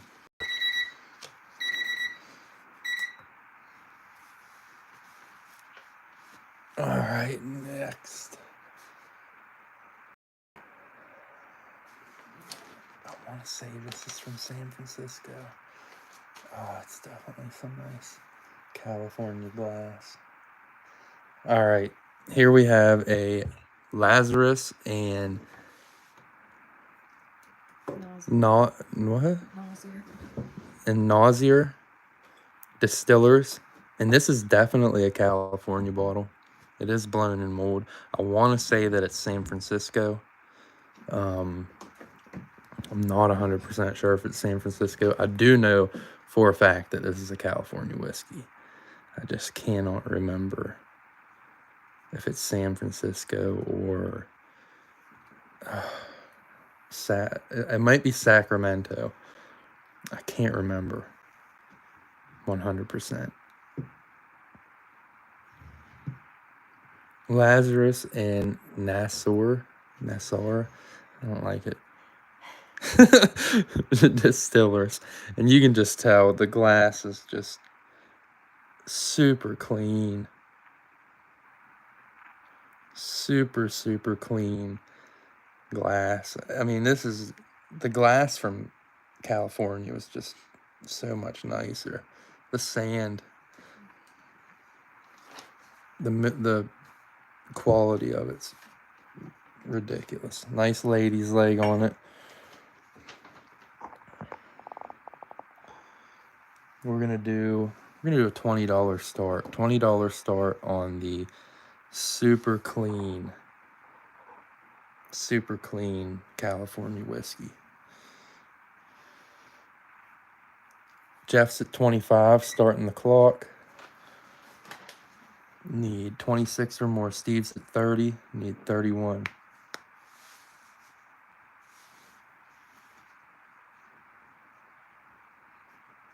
Jeff's at 35, need 36 or more. Steve's at 40, need 41 or more.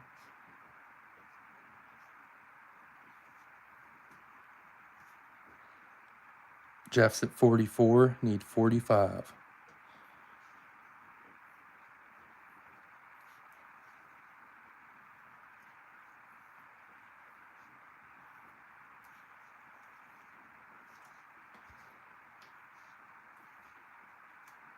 Steve's out.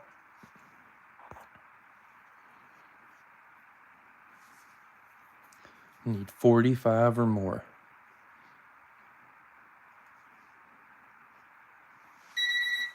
On lag.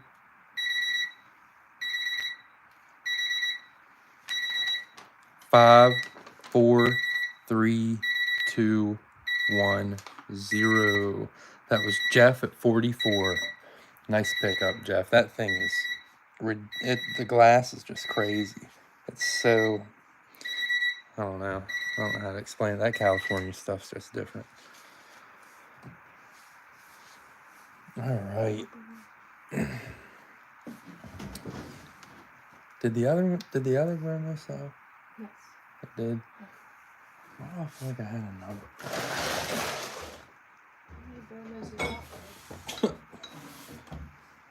Yeah, I do.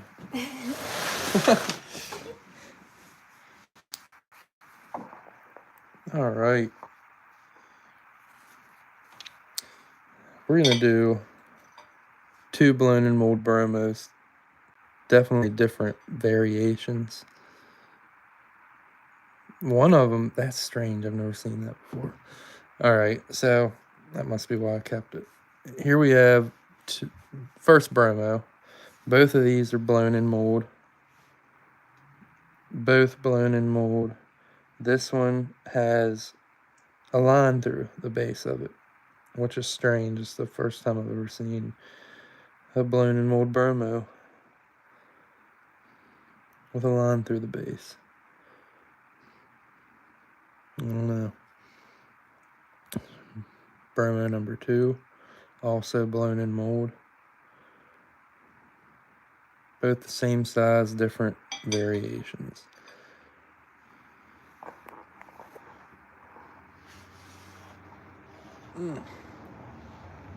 Gonna do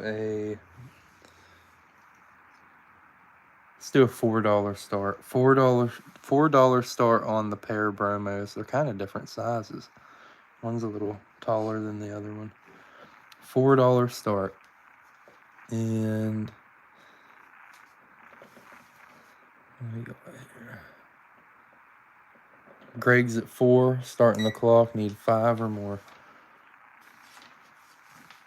Are you serious?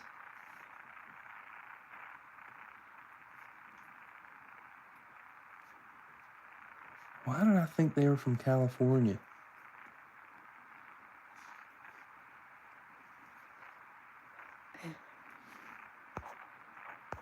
Hold on a minute. Where's he at? You still want it, Jeff?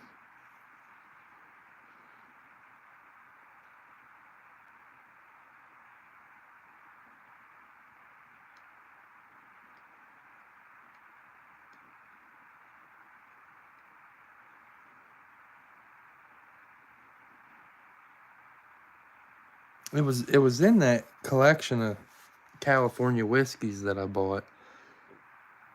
I don't know why. I thought I had looked it up and saw that it was from Cali, but I don't know. I guess I was wrong. On lag, 4, 3, 2, 1, 0. That was Greg at 4.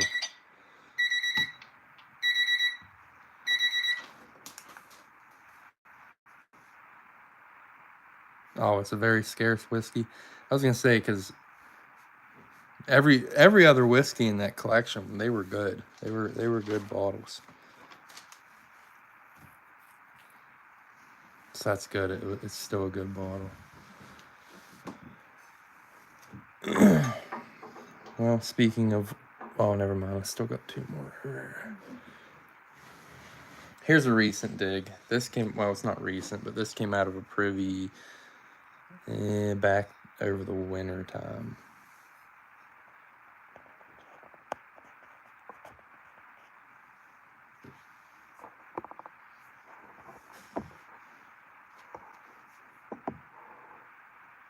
Greg, I probably don't. I probably do not. Somebody still have my email address. I do, Steve. I do have a sample whiskey. I was getting ready to put it up, but I still have a couple more bottles to run before I do. What was I saying? Oh, my email address. I don't know if you still have it, Arnie. Oh, you still have my email, Greg? Yeah, if you could resend it, or if you have me on Facebook, either way works. But here we go. So this was actually dug out of a privy. Yeah.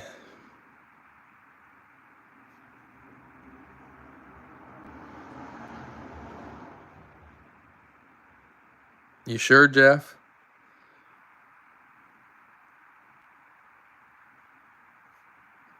I'm guessing he put it with them whiskeys because it was a good one, because it was scarce. I don't know. Every other whiskey in that collection was Cali, every one of them. It's weird. This is a John H.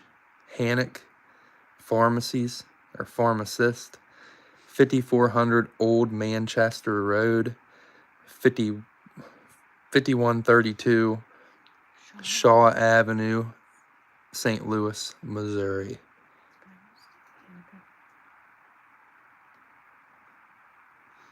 Hold on a second.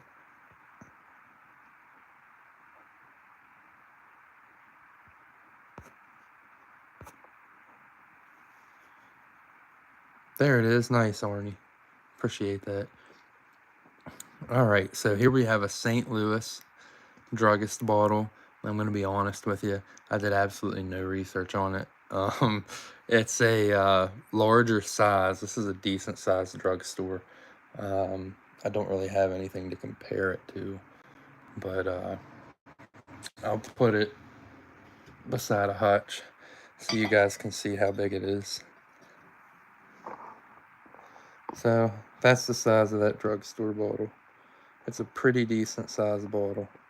And as you guys know, most of the time the larger drugstores are harder to find. Especially when you dig them. But, I'd imagine it definitely does. Let's see. Oh yeah, it glows.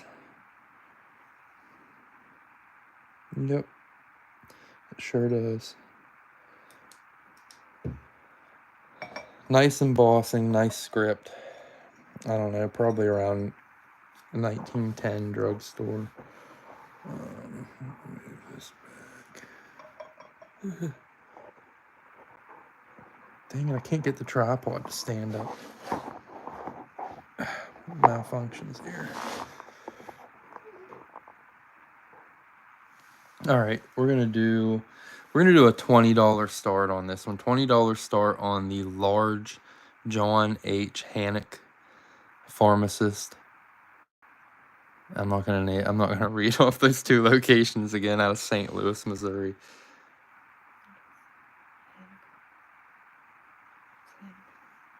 There is an A there, isn't there?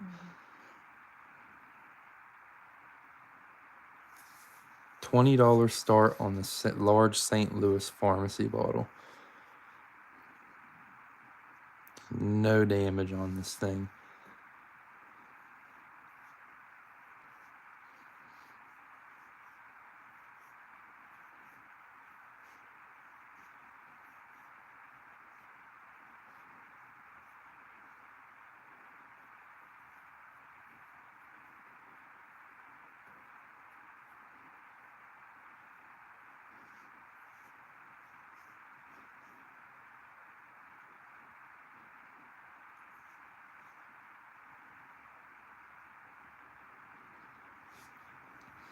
Really nice looking med.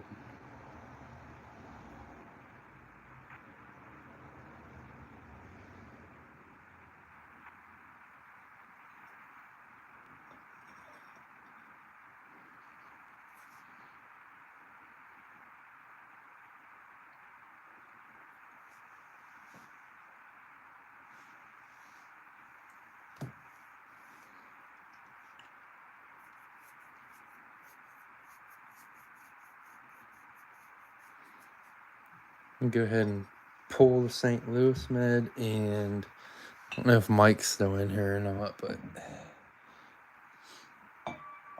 this thing has seen better days. It needs a tumble. It's really hard to see the embossing on it, to be honest with you.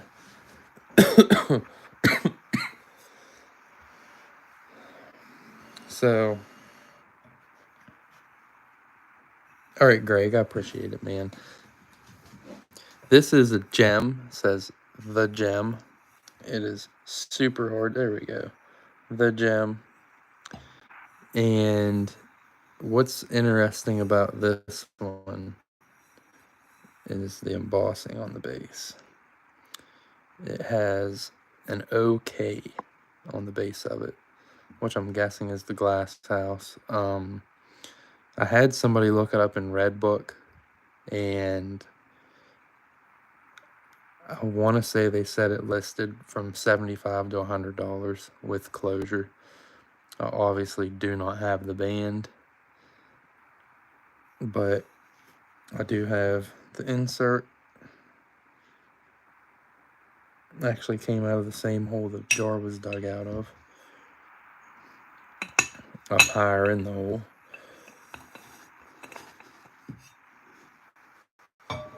And it's a nice variation of the gem. It is a half gallon, so pretty decent sized jar. We're gonna do a $30 start. $30 start on the gem, only because it needs a tumble. Definitely needs a tumble. There is no, I don't think there's any chipping on the lip at all. Dag on it. Mm-hmm. There's the lip. Nice looking ground lip.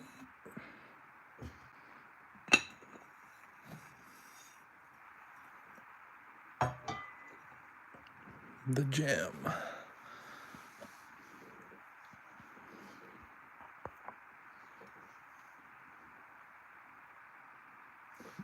Jason's at 30, starting the clock. Need 31 or more.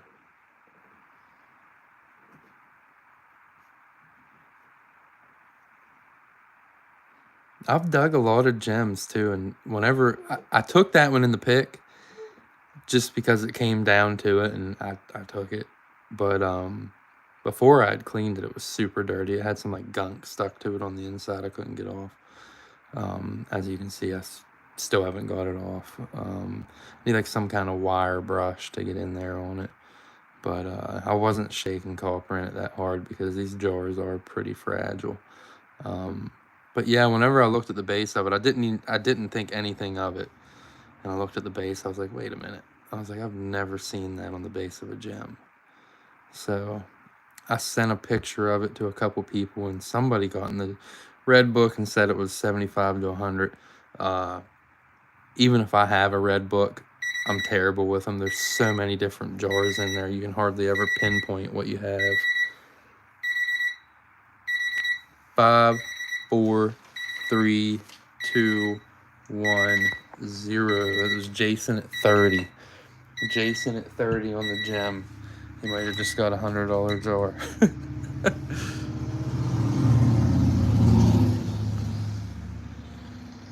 All right. Mini whiskey.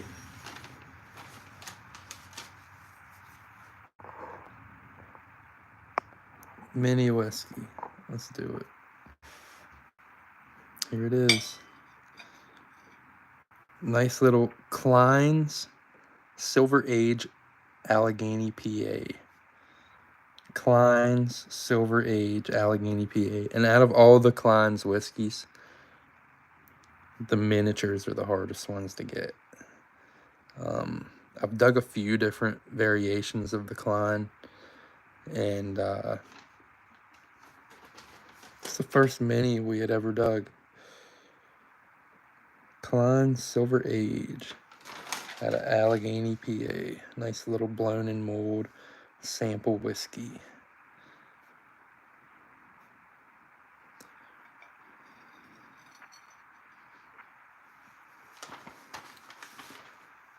We're gonna do let's do a $15 start. $15 start on the Kleins.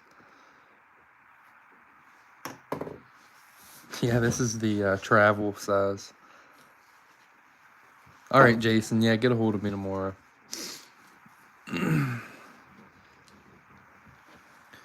Klein's Silver Age.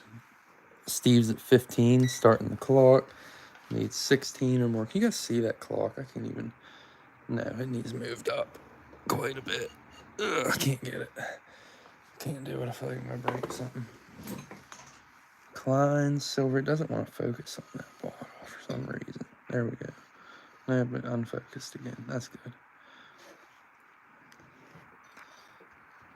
I just not want to focus on the Klein's. There it goes. There we go. We're good.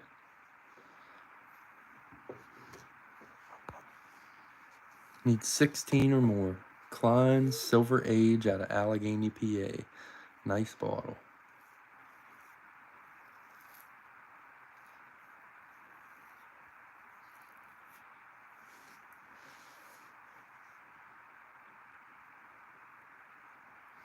Yeah, I'm sure it glows like crazy. Yep. Nice glow to it. On lag. 5, 4, 3, 2, 1, 0. That was Steve at 15. Steve got his mini. Shoot, Jason asked what kind of hutch that was, and I forgot to tell him. All right. He's going now. All right, so here we have what's called a Rohrbach. This is actually not a hutch. The Rohrbachs in some areas are a lot harder to find. Well, they're a lot harder to find than a hutch, period. But here we have the Rohrbach in Lonaconing. There's a Lonaconing, Maryland Rohrbach, and it is Colmer and Company, Lonaconing Bottling Works, it says on it, with a tombstone slug. This one, unfortunately, does not have anything or has been peened out. It almost looks like there's peening on it. I just don't think it has anything in the slug. But this is a slick tombstone slug Rohrbach. It says manufactured something. Wait a minute. It says Twitchell and Brothers Manufacturers, FBS. And you can see how the closure's a lot different from a hutch. It's not a lot different, but it's different. And like I said, they're harder to find the hutch. This is a slick, unfortunately, but it probably did come from Colmer and Company's bottling house. Just one of the unembossed variations, of course. Every single one that I've dug that has actually been embossed with Colmer and Company has been broke. We're gonna do a $8 start. $8 start on the Rohrbach Tombstone Slug.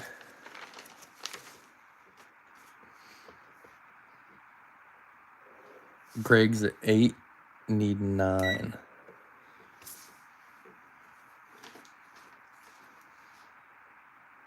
So definitely came from Lona Koning. Just don't have the embossing on it.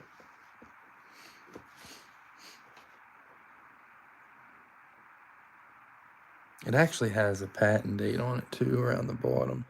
It says patent February 20th, 1882, June. I'm guessing that's 28th, 1888, August 4th, 85.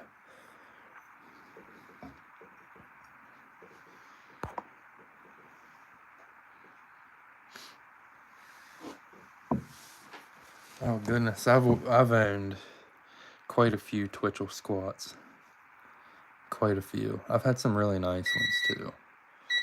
On lag. 5, 4, 3, 2, 1, 0. That's Greg at 8. Greg at 8 on the Rohrbach. All right. I got over there.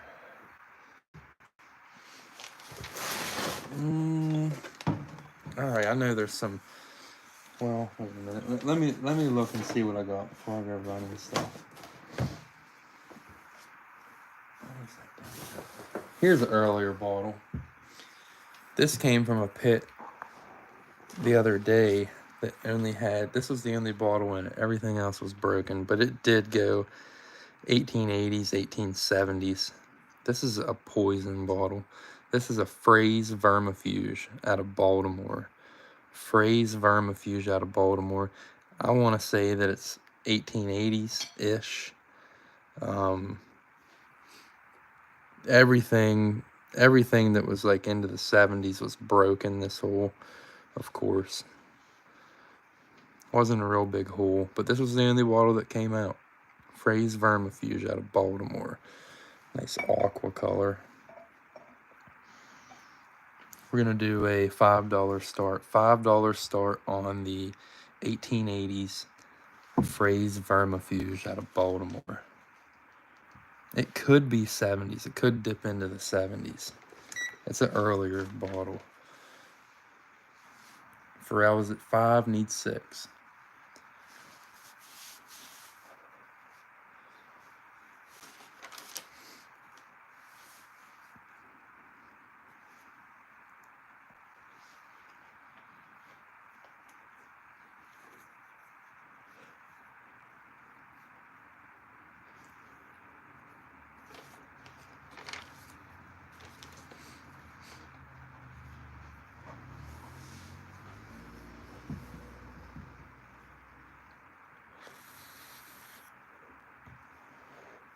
It's getting way too cold at night for this time of year. It's 59 in here. I can turn the heat on you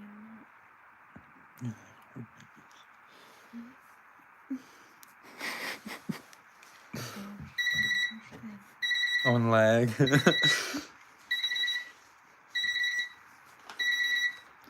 5, 4, 3, 2, 1, 0. That was Pharrell at 5 on the Vermifuge.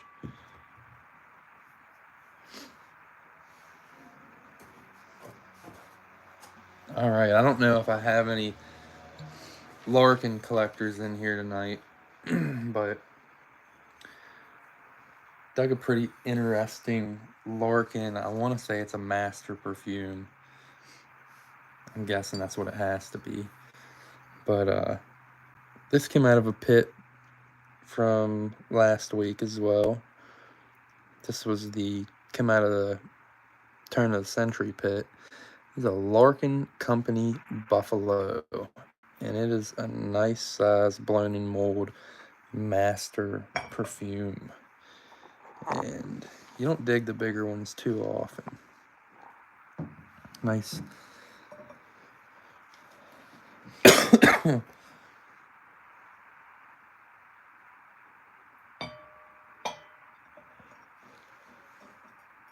me see here. And it glows like crazy. Real nice glow on this one. 1905, 1910 Larkin Master Perfume out of Buffalo. We're gonna do these don't come up very often. Let's do a $7 start.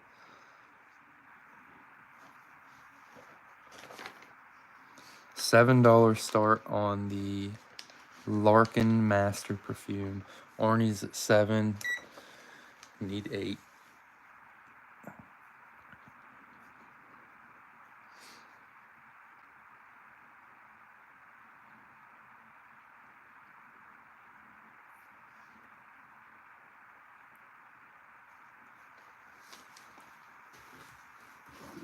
It could have also been some kind of...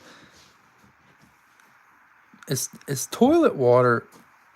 Is that considered some kind of perfume? Didn't they call it toilet water because they put it in the bathroom and it was actually like perfume? Or do they actually pour it in the commode to make it smell better?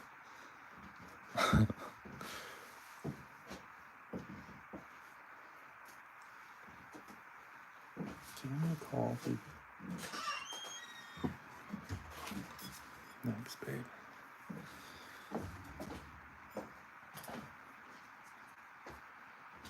On lag.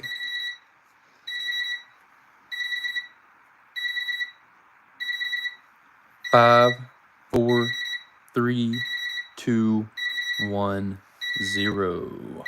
That was Arnie at 7.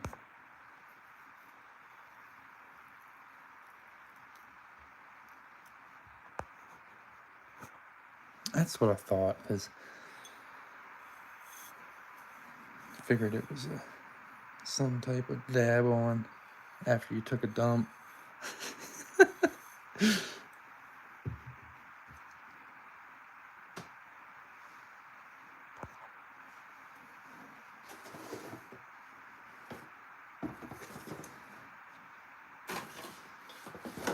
All right.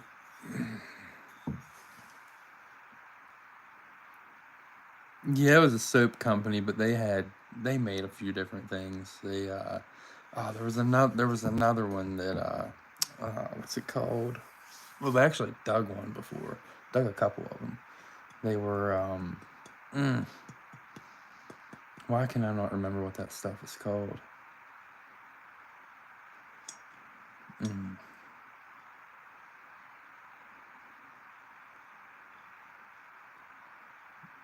I can't remember what it's called. No, I guess I'm not gonna. All right, so everybody loves the Dr. Kilmer's. This came out of a dump there about a week ago.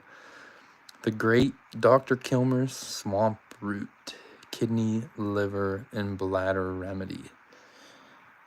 With a nice embossed kidney. It is blown in mold. Nice looking bottle. No damage. A little bit of rust on it there. But other than that, nice looking bottle. Binghamton, New York.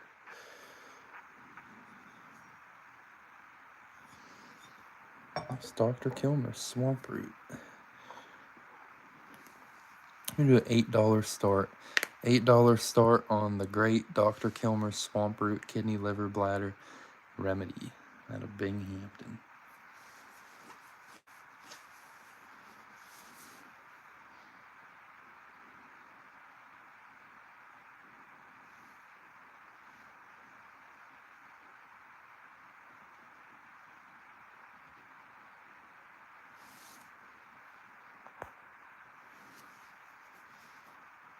Jamaican ginger.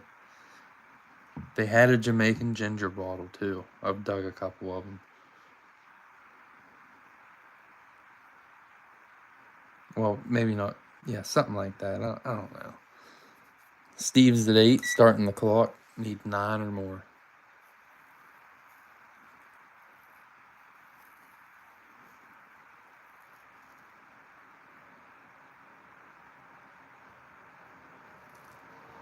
The Great Dr. Kilmer's Swamp Root. This is definitely an iconic med. I remember when I dug my first one, I freaked out. That's been like 10 years ago.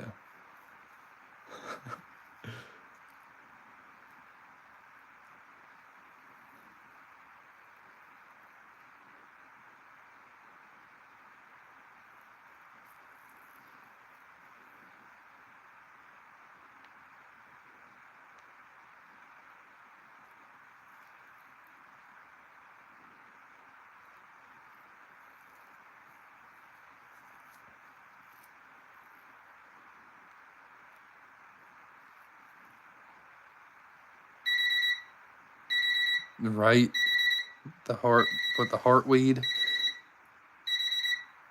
5, 4, 3, 2, 1, 0. That was Steve at 8. Steve at 8.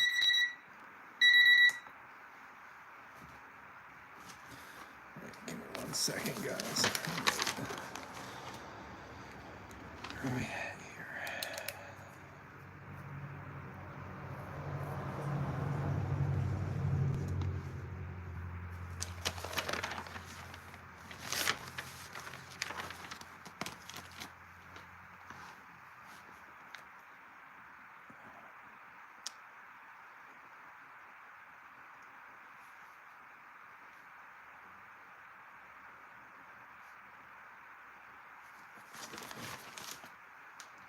All right. Next, what are we gonna run next? Yeah, it does have super strong embossing. All right. Let's run something nice.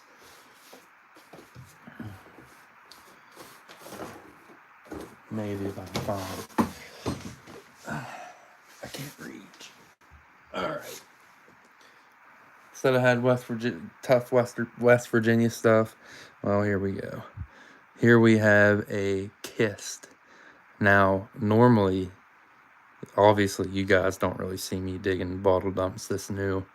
However, we found a Deco bottle dump, and it has really nice West Virginia decos in it. And these West Virginia decos are super sought after and sell like hotcakes. There was a couple that I'd put back and hadn't had time to clean until a couple days ago when I knew I was going to run an auction. And here's one of them.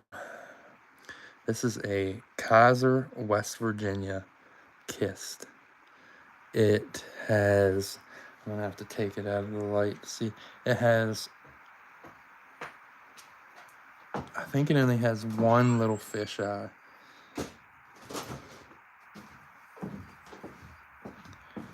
Has like one little fisheye and some caseware.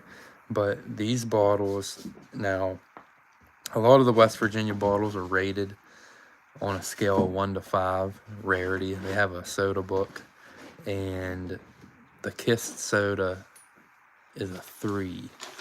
So 1 being the most common, 5 being super rare, the Kist falls under a 3. And it's a pretty good bottle. This is actually only the second one I've ever dug, and Kaiser's 15 minutes from me, maybe not even that. So pretty hard to find soda bottle. And one of the issues with these is the glass was bad. It had terrible glass. So getting them in decent condition like this doesn't happen very often. So pretty good bottle. Very sought after. 1930s. Oh, it's letting me zoom in and out now. Okay. We're gonna do a $15 start. $15 start on the Kist soda, 1930s Deco soda out of Kaiser, West Virginia. $15 start.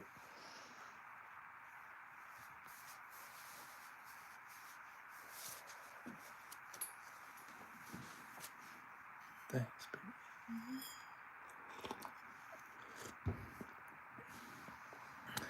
$15 start. Scarce Kaiser, West Virginia Kist soda bottle.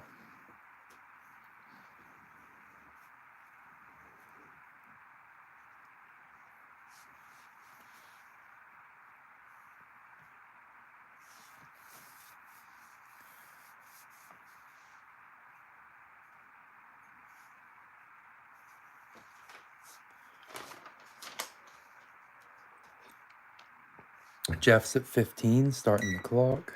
Needs 16 or more. You like West Virginia stuff, Jeff?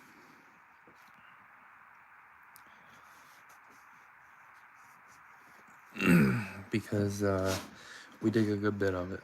I actually have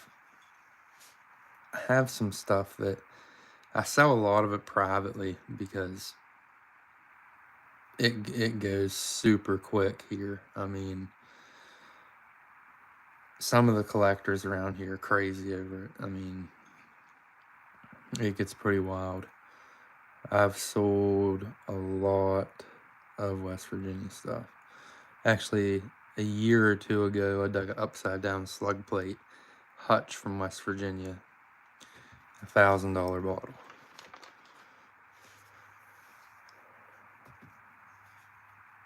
And people fought over it. People fought over that bottle. On lag, Bobby's at 16. 4, 3, 2, 1, 0. That was Bobby at 16 sliding in. Jeff, you were just out with the 17.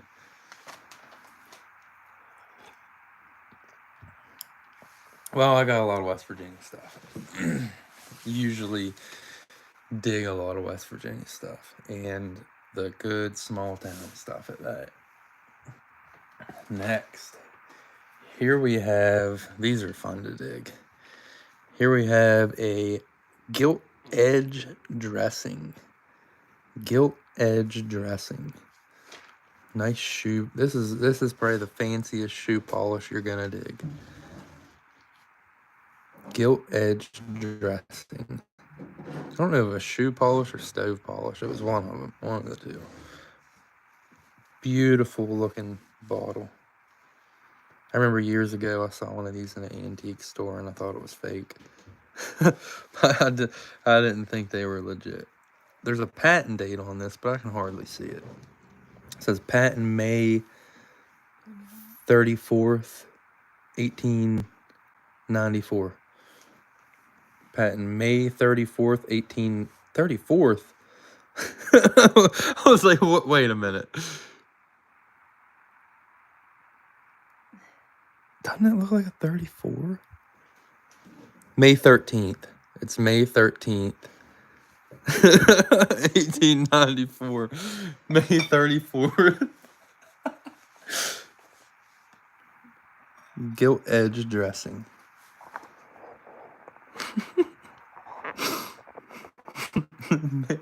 May 34th.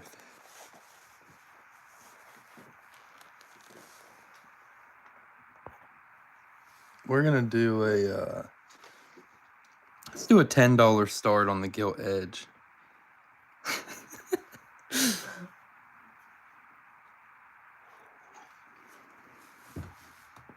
$10 start. Irish is at 10, starting the clock. Need 11 or more. Dang, my belt keeps pulling my belly hairs.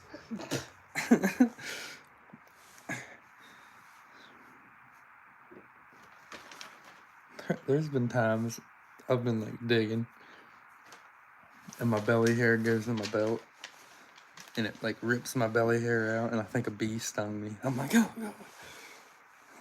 It hurts that bad. And that's Anybody else had their belt rip out their belly hair? that story's for free. It's the truth.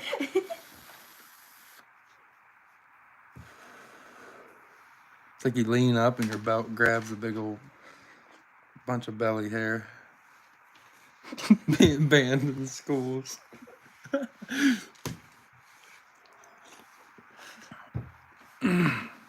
Indiana's at 11, need 12. Dang it, it's just me. I'm gonna have to shave my belly hair.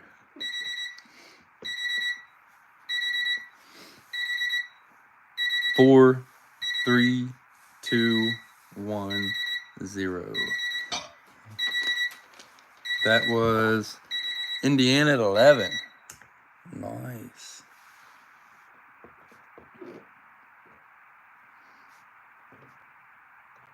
All right, so I don't know if I should run these with something. I'm just gonna run them by themselves because I think they're cool enough to run by themselves.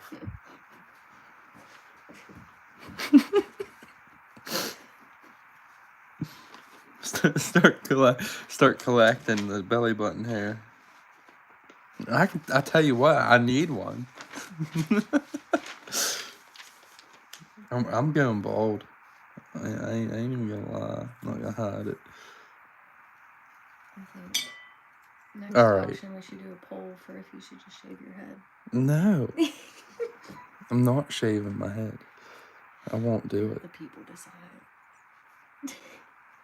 Dang it! I can't get these. These don't Put want to. your hand on it. Oh yeah. So check these out, guys. Anybody know what these are? It has an anchor on it. They are pretty fragile. They came out of a privy pit. Anyone know what they are? One. Here's another one. They all have anchors on them. For some reason, it's hard to see on that one. 2. And there's another one. Jeff said clay poker chips. You're right on the poker chips, but they're not clay. They are actually bone poker chips out of a privy.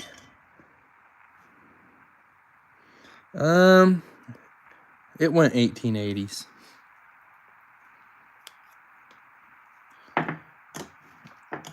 Privy went 1880s.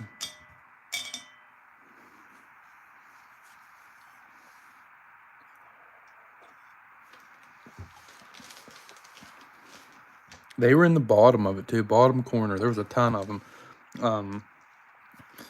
Billy kept a few and I kept a few, and the rest that we pulled out were just, they were in very bad condition, so we didn't even keep the rest of them. A lot of them were broken in half, and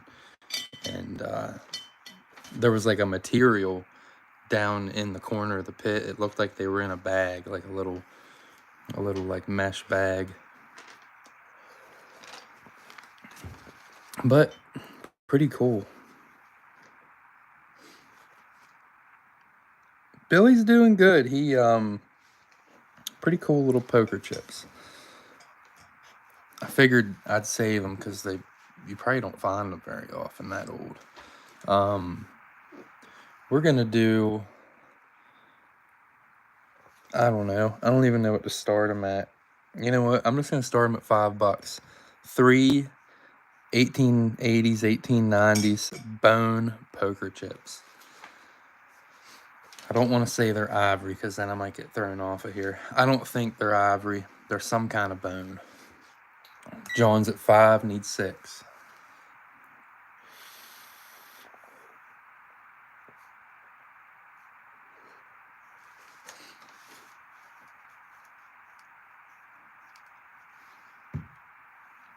Sherry's at 7, need 8.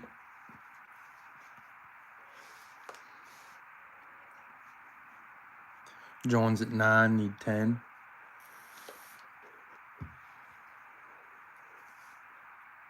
Sherry's at 10, need 11.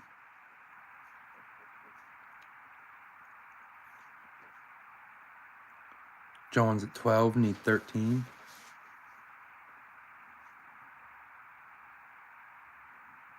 Jeff's at 15, need 16.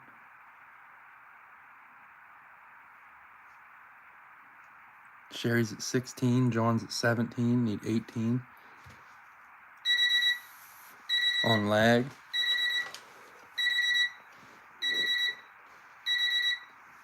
Five, 4, 3, 2, 1, 0. That was Sherry at 21. Sherry at 21. Nice, Sherry.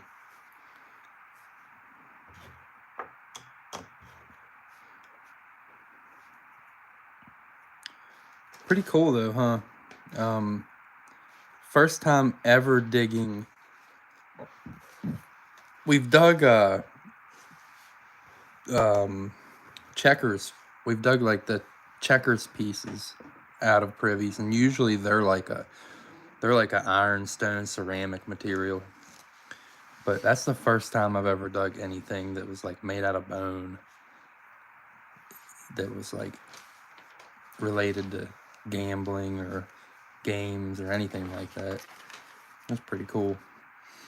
We started flipping them out, and I was like, what is that? I thought it was just like the the checkers pieces, and I picked one up and I saw the anchor on it. I was like, this is something different.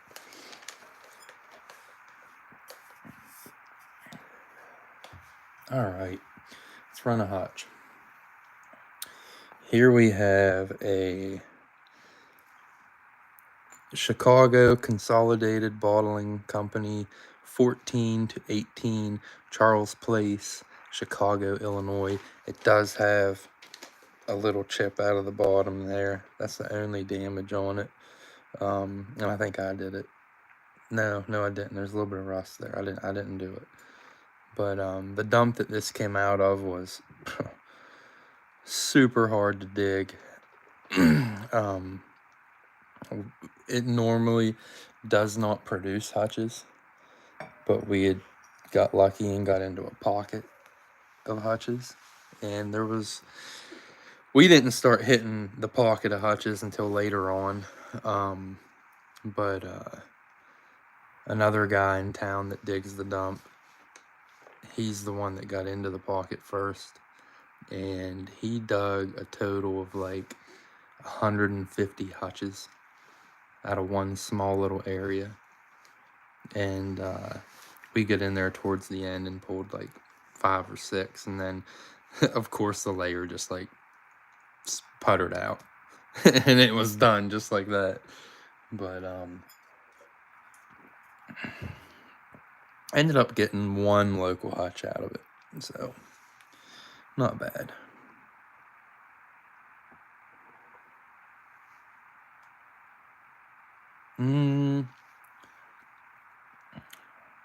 I'm not too sure which Pittsburgh bottle was it. It would have been out of the video I just posted. Oh my. Let me think. Was it the Bugging? I do have another one. Was it? I think it was a Bugging out of Pittsburgh, wasn't it? I don't know if it was that or not. I can't remember.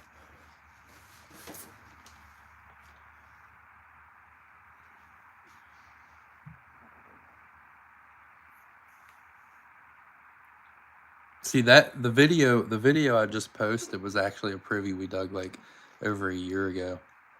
I still have privy videos that I haven't put on yet.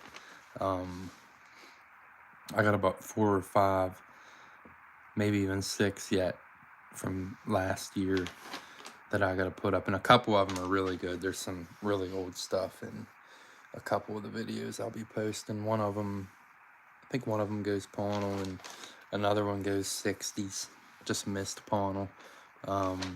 Some really nice holes.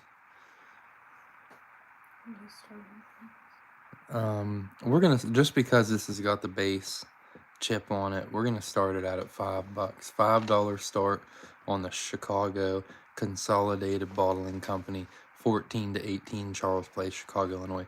This thing is embossed up like crazy. That's one thing, like, don't get me wrong, Chicago had so many different hotches, and a lot of them are common, but they really did emboss their bottles very nicely.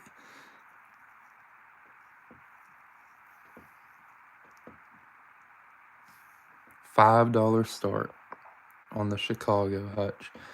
I do have a Pittsburgh bottle sitting here though. I think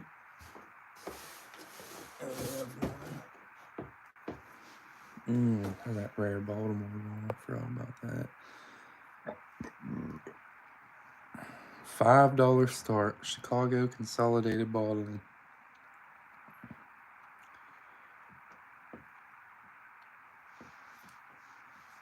Greg's at 5, starting the clock, needs 6 or more.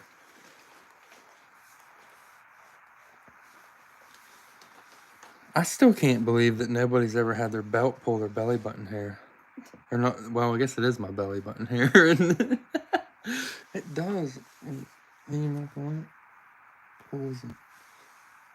You see how it could do that? Logistically, yeah.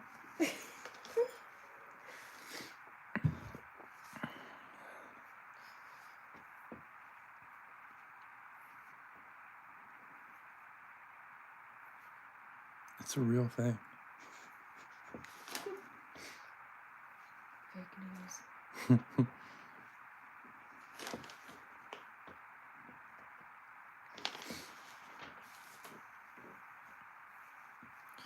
Indiana's at 6. Oh yeah, if anybody, well, I'll wait.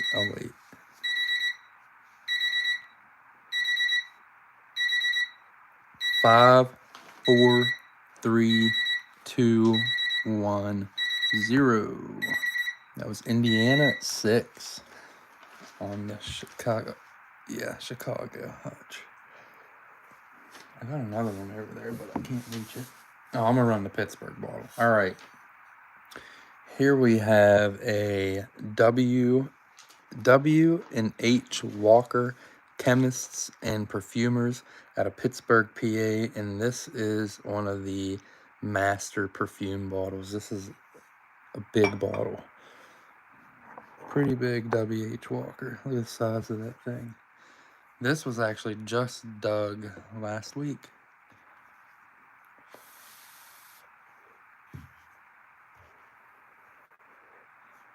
W&H Walker Chemists and Perfumers, Pittsburgh, PA. Nice, large, blown in mold, master perfume. And the bottom of it's pretty fancy. It kind of like, yeah. Glows.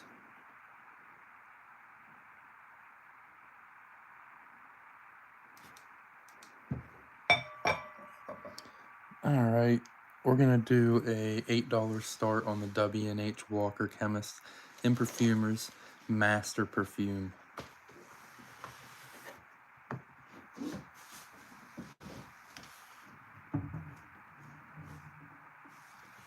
$8 start.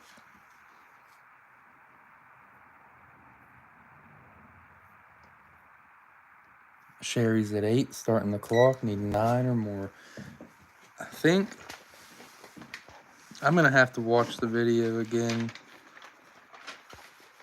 Sherry, to see what Pittsburgh bottle that was. I'm pretty sure I dug a buggy out of that pit. It's crazy that I made the video and I don't remember what it was. Dug the bottle and made the video just recently and have no clue. I know a lot of really nice West Virginia drugstores come out of that hole. People fight over those too. those small town West Virginia druggists. Gosh, I mean, I've had, since I posted that video, I've had a few people already message me and ask me if I still have them. I don't collect West Virginia. I live right on the West Virginia Maryland line, so we just dig a lot of West Virginia stuff. On lag. 4, 3, 2, 1, 0. That was Sherry at 8. Sherry at 8 on the W&H Walker Master Perfume. I think it was the Buggine. Here, let me see that Buggine up there. That's probably the exact one too. It's probably that bottle. I can't remember. Was it one of these, Sherry? Buggine out of Pittsburgh. It says Iron City Chemical Company, Buggine, Pittsburgh.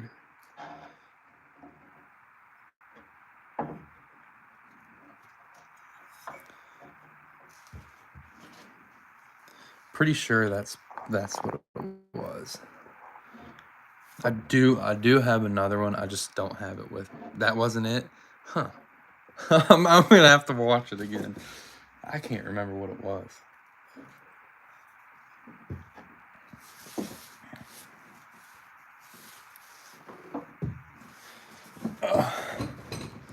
Stand up here.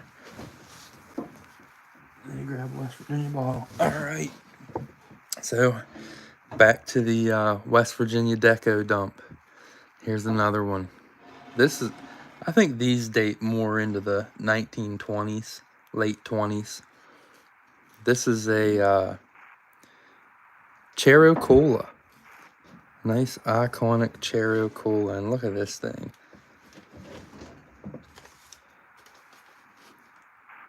Beautiful bottle. This is another one. Very prone to fish eyes. Getting one of these things in the condition this is in is pretty hard to do. They just ding up. They got bad glass. And they end up looking like crap. But this one's in great condition. It has, I don't know if that's something that got trapped in the glass right there. I think it is. I think some kind of something got trapped in the glass right there along the lip. That ain't damage.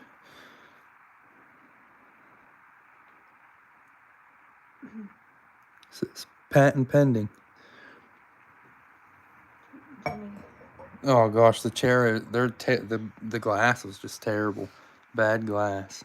Jimmy swooped in with another West Virginia. We're gonna do a $15 start on the another 3 out of 5 on the West Virginia soda list. Another good one. We do a $15 start.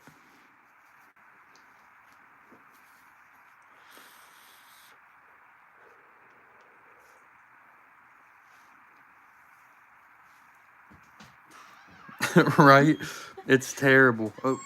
We found a pile of these Chero Colas broken in the dump. Like we just kept digging through. Oh crap, I did forget to tell what city it is. My bad. Kaiser, West Virginia. Kaiser, West Virginia, Chero Cola.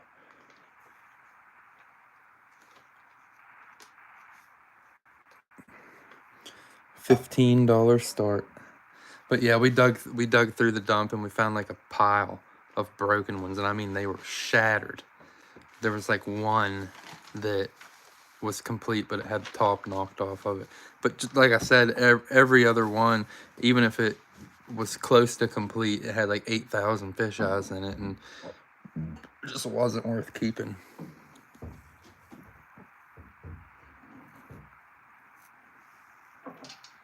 Very bad glass. $15 start on the Kaiser West Virginia Chero Cola.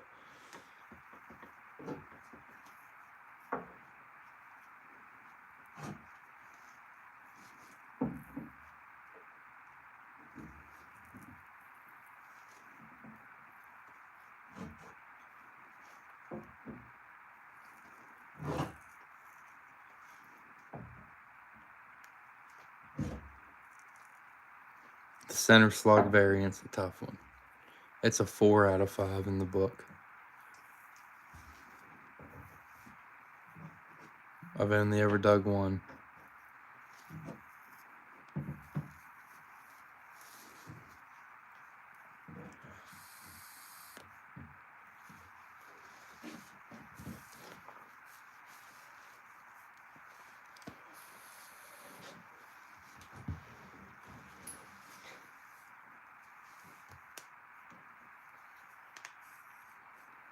Nobody on the Kaiser Chero.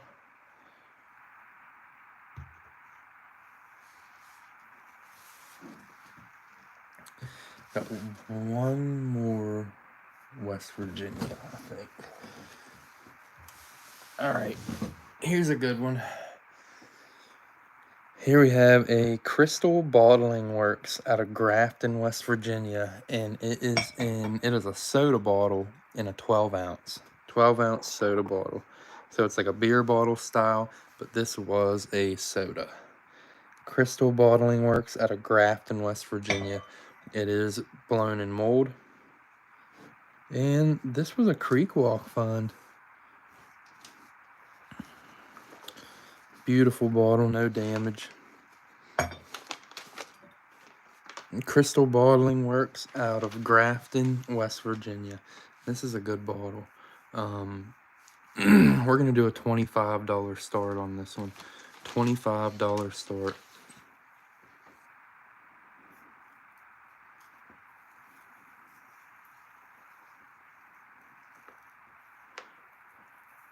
Crystal Bottling Works out of Grafton, West Virginia.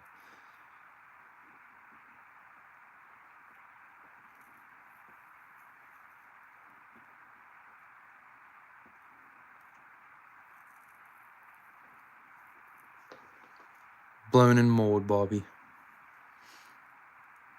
Oh, you're talking about the preserves bottle. I don't think I got that in the pick. Pretty sure Sean got that one. That was a cool bottle, though. That was a really cool bottle. I think it ended up having a hairline crack on the base. I'm pretty sure. Pretty sure there was some kind of damage on it. That's why I didn't take it. But yeah, that was a neat bottle.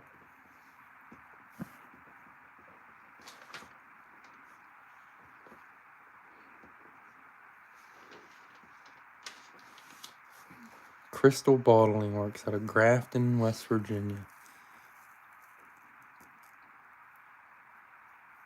$25 start.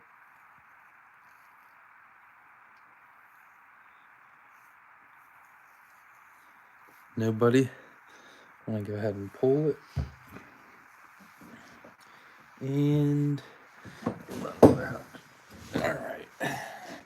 Here's another hutch that came out of that layer we get into. This is a what does that stand for? I know, I just can't remember. W.M. Mulvihill, Chicago, Illinois. And it has one little fisheye right there and a star on the base. William, it stands for William. I knew that.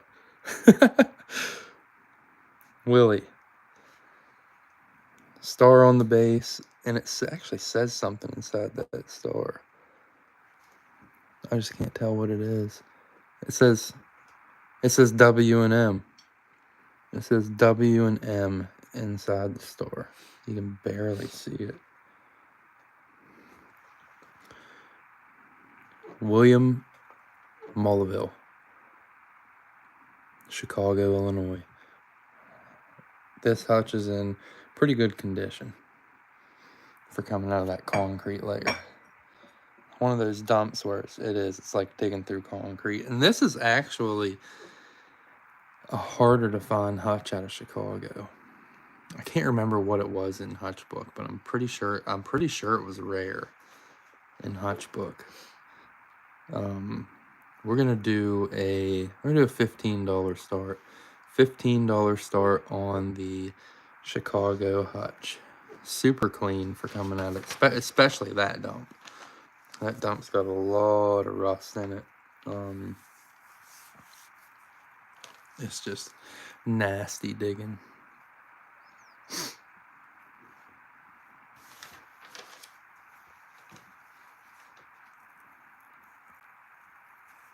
$15 start on the William Mulvilla Hill, Chicago, Illinois.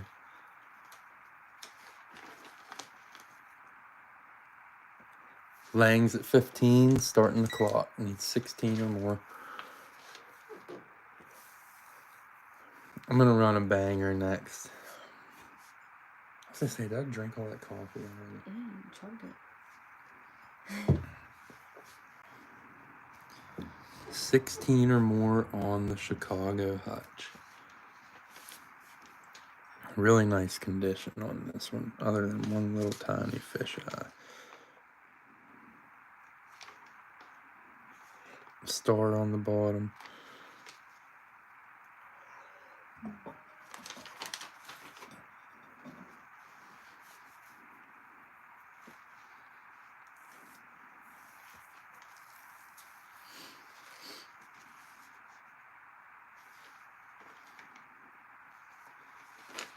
It looks better on there than it does on here. Isn't that weird? That's probably because I got 8,000 cracks in my phone. On lag. 5, 4, 3, 2, 1, 0. That was Lang at 15. Nice pickup. All right, where did I put it? Is it hiding somewhere? Yeah, it is. All right. I don't know if we have any poison people in here, but here's a good one. Didn't even know this poison bottle existed. Came out of an 1890s privy. Strychnine poison. Strychnine. This is a good one. Anybody ever seen that one?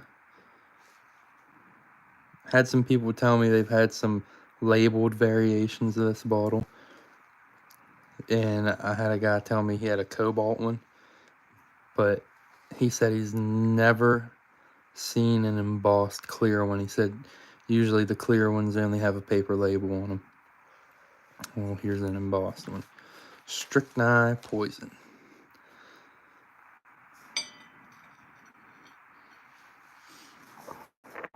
Dang, why is it not on focus? There we go. We're going to do a $50 start on this. $50 start. And it is super wonky.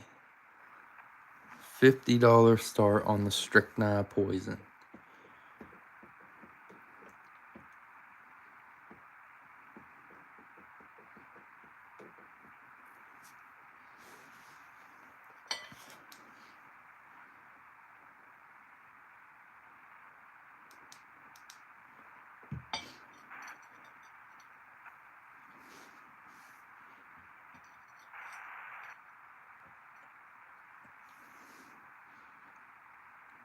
Nice rare poison bottle. $50 start.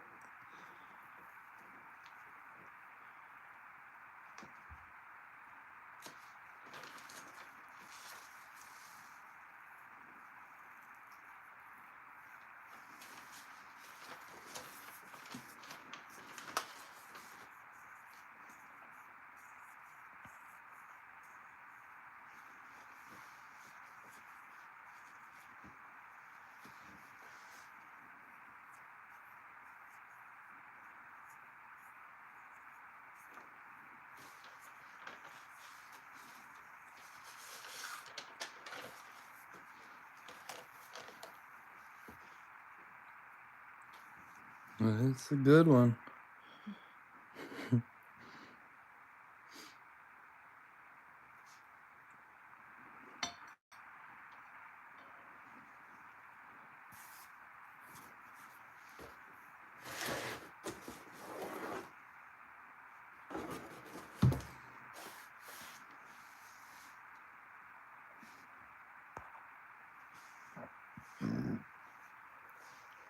Nobody on the poison. I'm gonna go ahead and pull it.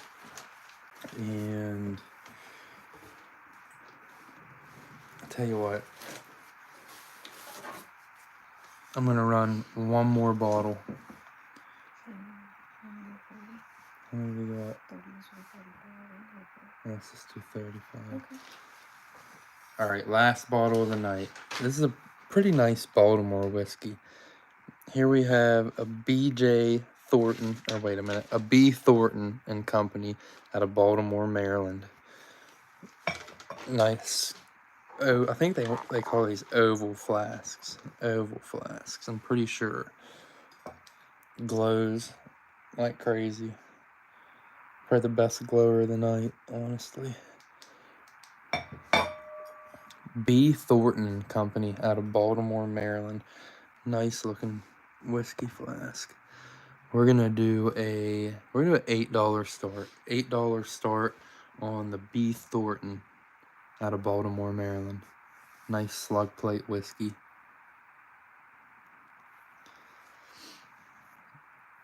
Is that O.M. Haynes, Bobby? I actually dug a different variation of the Haynes.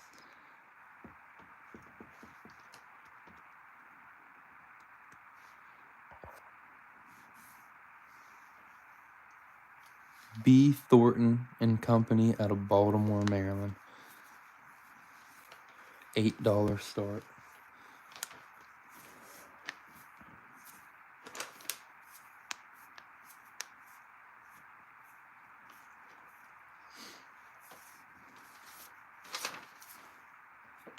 Ow. That hurt.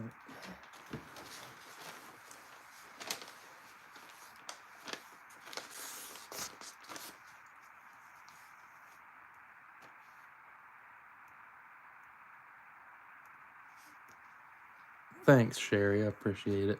Yeah, I'm getting back into it. We're gonna try to run them as much as we can. And like I said, I'll have more digging videos coming on. I need to do more digging because like I got like 5 or 6 videos in my phone yet. And then after that, I'm gonna have to start recording everything and getting some good privys. Definitely have some good footage coming. I'm gonna pull this. We got to get to 35. We gotta set one more. All right, another West Virginia bottle. Here we have a Santo Dairies Incorporated, Morgantown, West Virginia, Terra Alta, West Virginia. This is a pretty good milk. I think that's the only milk. Hmm? That's the only milk we've had. Yeah, this is the only milk tonight. This is a good one though. We're gonna do a $20 start. This is a pretty tough milk. $20 start. Santo Dairies Incorporated, Morgantown, West Virginia, Terra Alta, West Virginia. That's 2 different West Virginia towns on it. Jeff's at 20, starting the clock. Need 21 or more. Jeff's VIP tonight. Mm-hmm. He likes that West Virginia stuff. And this is the half pint too. I'm pretty sure this is the hardest one to find out of this dairy.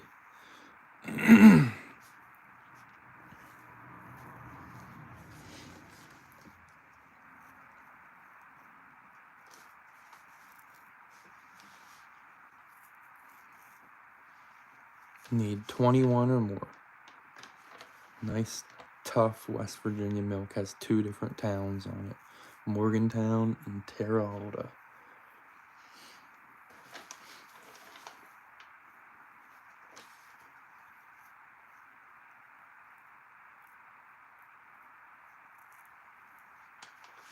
on lag.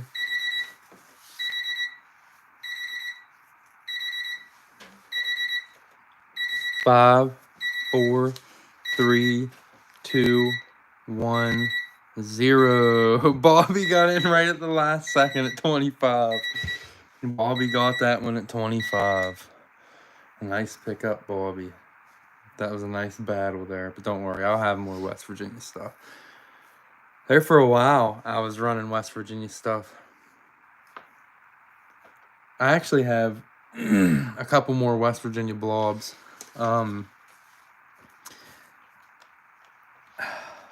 don't think I don't have it up here with me, but I had a a Rayman blob out of Wheeling, and it's a quart applied lip. It's one of the 1880s variations. And I didn't think anything of it. And there was a guy that wanted to know what West Virginia bottles I had, and I got a picture of a few of them together that I was gonna let go and send them to him. And he messaged me back with he said, let me see a close-up of that Rayman blob. So I sent him a picture of it, and he's like, that's the misspelling. He said, that's a tough one. And I had no clue that it was a misspelling and Rain Man, right? And I actually still have it. So I'll run some more West Virginia stuff next auction. But that's gonna do it for tonight. I'm gonna get everything together with the we'll start doing the waffles again. I gotta get all that sorted out. I still haven't, you know, this is fresh. This is just a opening auction. Thank you, appreciate it.